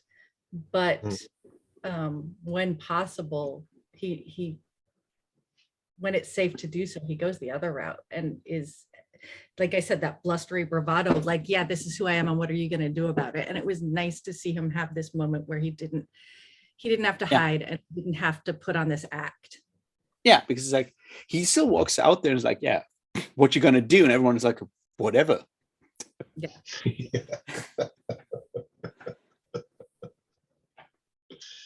When you put out that armor and then you realize that you don't have to. Yeah. It's a nice feeling. I know. I feel that's like the other side of it, that within a book that is so aggressive, and like the overall tone of the overall like atmosphere of all these books is very aggressive. It's slightly melancholy and very aggressive. But to have these like small like oases almost of like just human warmness in a way, it's just very, very powerful. I think, and it's more powerful because it's so rare. Yes. Yeah. There aren't a lot of moments like that in these books. No. But those are definitely the moments that stand out in these books, though, because they're so violent and explicit and aggressive, and then you have these little moments every once in a while where everything just stops. yeah, You know, they're really powerful moments. You know, and yeah. definitely not what I was expecting when Raph recommended, you know, a land fit for heroes. Um, but I think they're especially they're that powerful because of the other side, and they're making the whole thing worthwhile, because it's like, yeah, even though the rest is so dark and so brutal and whatnot, there is always that alternative. It is there, and it exists. And with something like, you know, your Abercrombie or whatever, because everything is just like cynical, fatalist, like it'll just like keep going no matter what you do. You don't have those moments of light, so to speak, points of light. You don't have that there. Here it is exactly that, because it is having those moments of humanity, those moments of like sheer, like actual humanity. That's another aspect of like being vulnerable, like showing yourself vulnerable as an author, to include something like that. Because your grimdark reader, a lot of the grimdark readers are like dudes. They're like, oh, I read all these brutal books and they're so grimdark and they're doing all this crazy shit because society is fucked. And if you're in that mindset, you can't go and read about, like, you know what? Human sexuality is actually totally accepted in that situation. And ain't that great?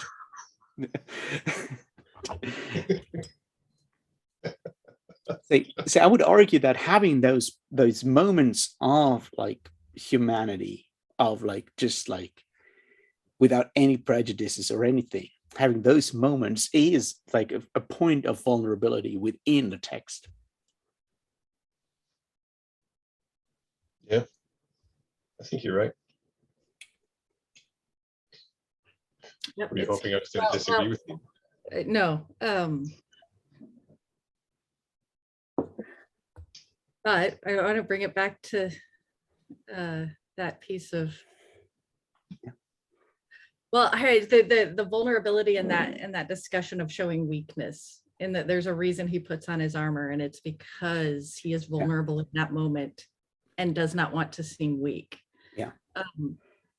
And that ultimately it's actually those vulnerable moments that show the greatest strength. Yes. And there's a wonderful scene when you just said the putting on the armor scene, right? The scene when Agar is talking to Imrana when he comes back with the slave girl whose name Nil, whatever.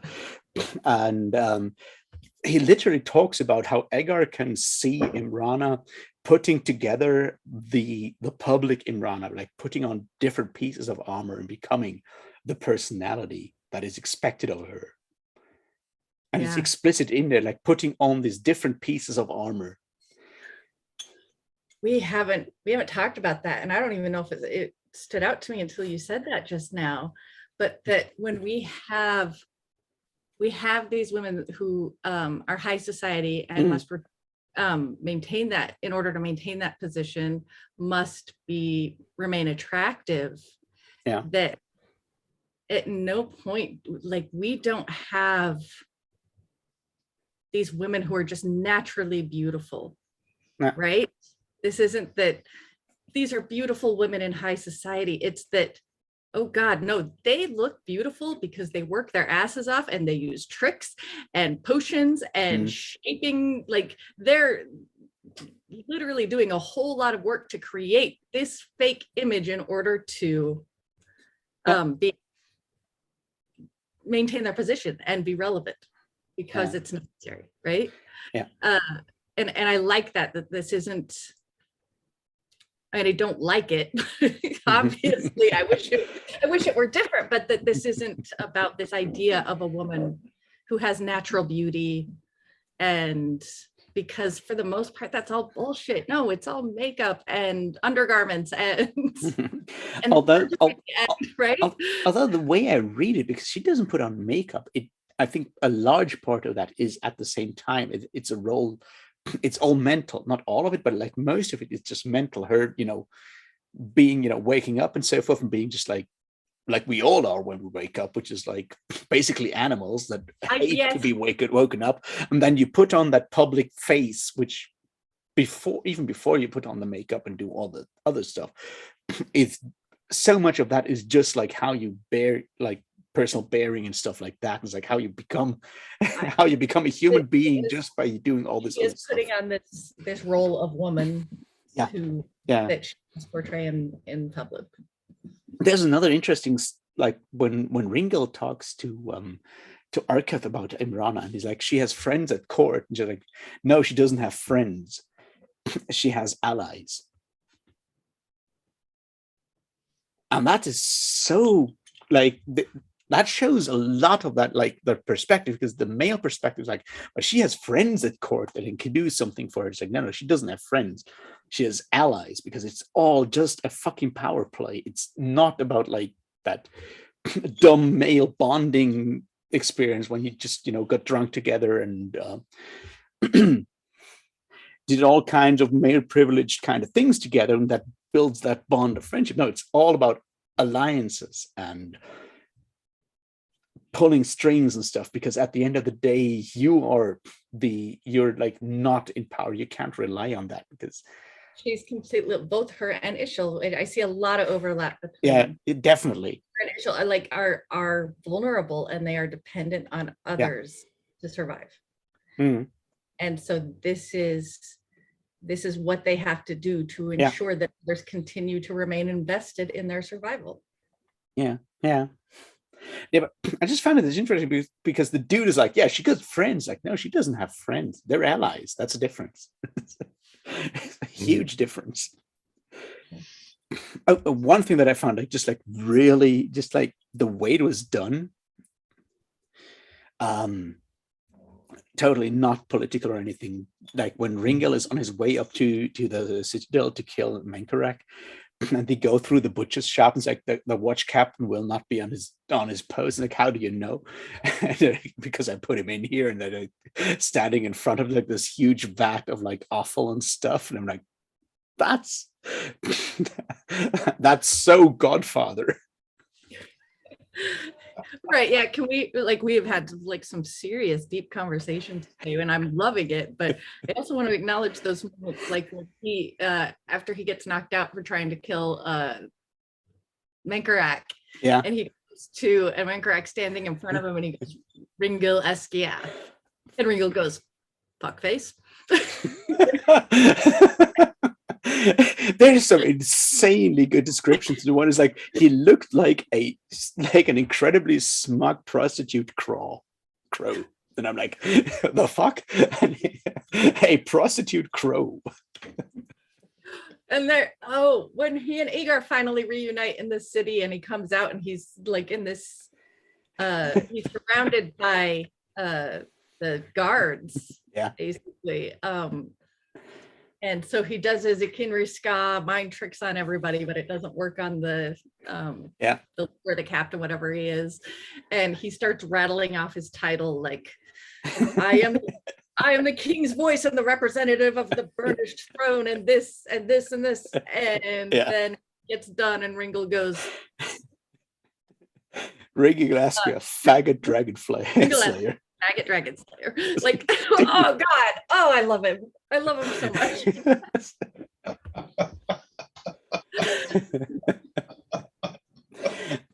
We've been so good about avoiding that F slur, all right, all the way until now. It is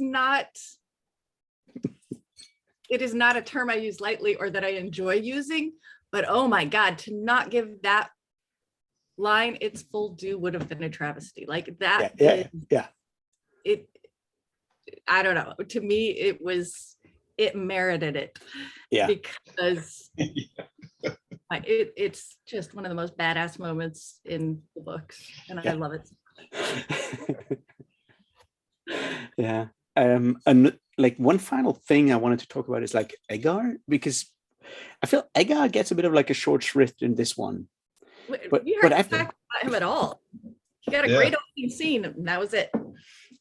What I like about Agar in this one, it's already like started in the first one and it continues in the last one, is like Agar is one of the best like representations of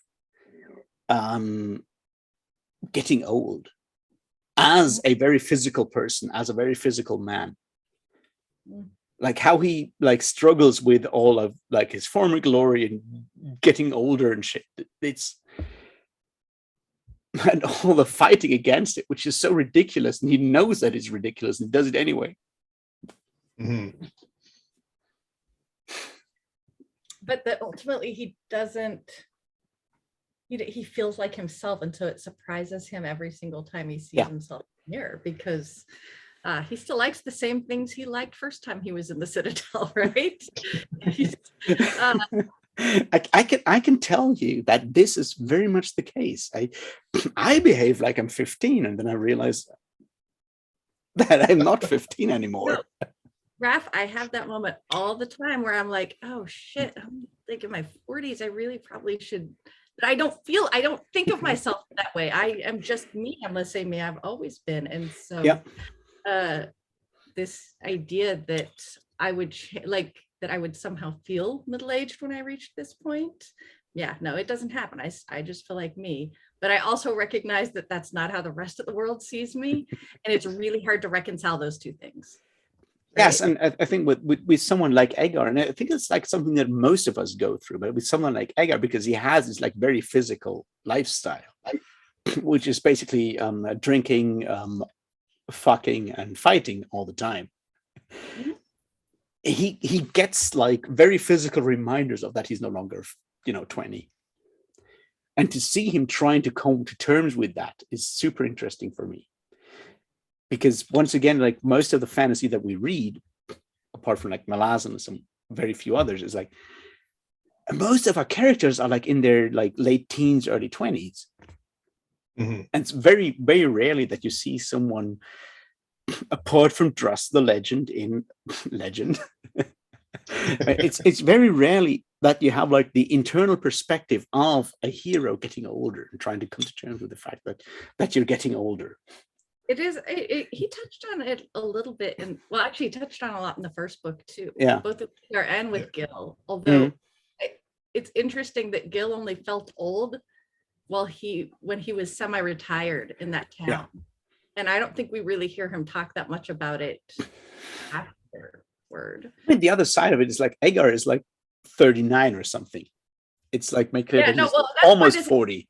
That's why the Gil thing stood out to me, because he talks about feeling old and getting old and fat, and then we find out he's 30, and I'm like, wait.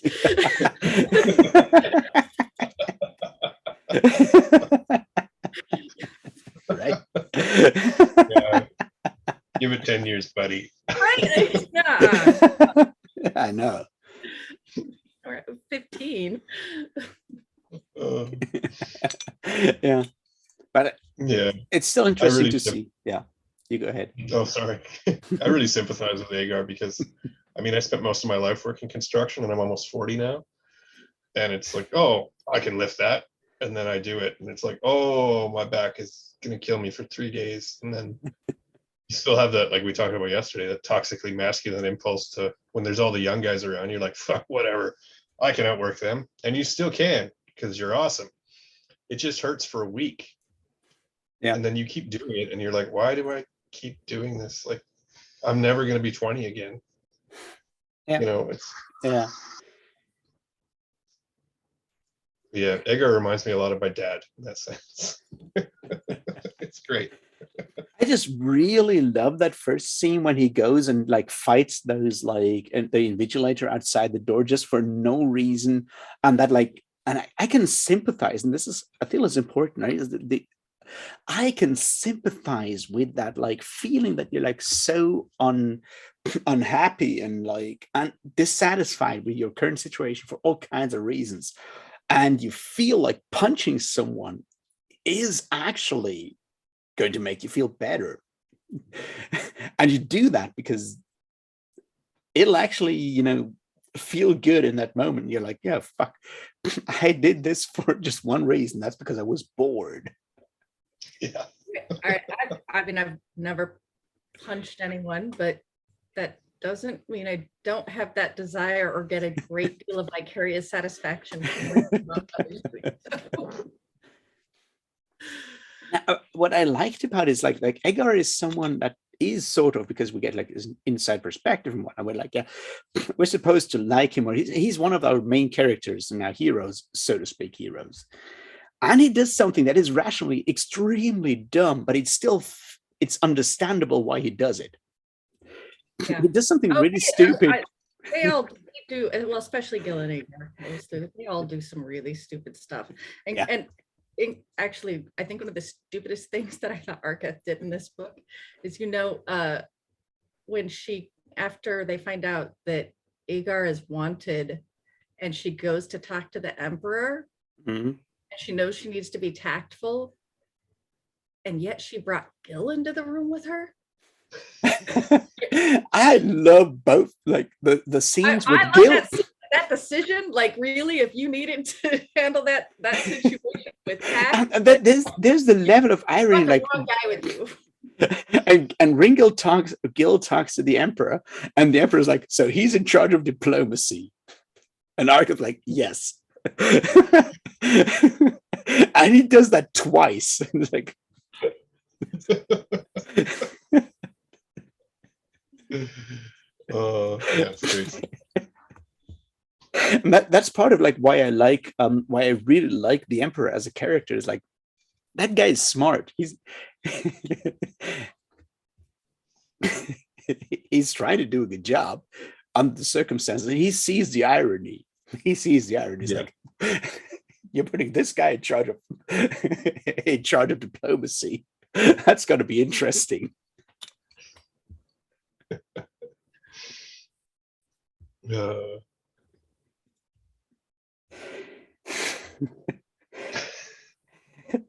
Like that second scene when they're like on the raft, and is like, and you're gonna do this, and there's like at some point, and Ringo just keeps insulting the Emperor, and at some point the Emperor's like, yeah, you know what? I like the guy. He's an absolute asshole, but I like the guy because, you know what? He's actually being honest to me. He just doesn't care.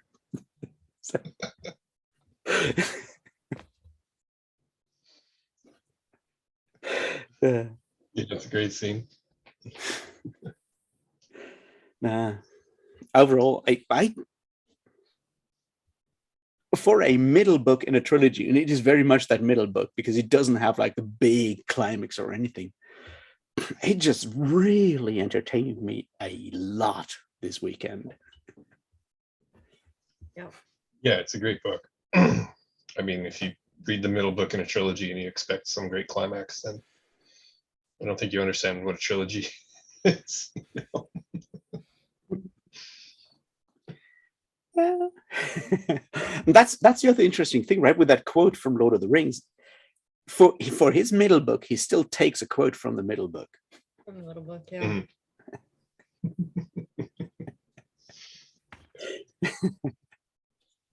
No, I do really like that one. Yeah. I can't wait to talk to you about the third one, The Dark Defiles. Yeah. Not going to get any happier. as you may guess from the title. There's a lot of good stuff in there. And yeah, I couldn't wait. I couldn't pace myself. So I'm done with the series. I'm ready. All right. Yeah. I'll better reread it very soon. So yeah. Do we have final words?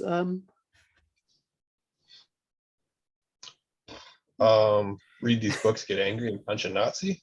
Sorry, I'm on a obsessive streak. Cheers. Fuck them all. Fuckface. All right, that's I'm ending on that right there.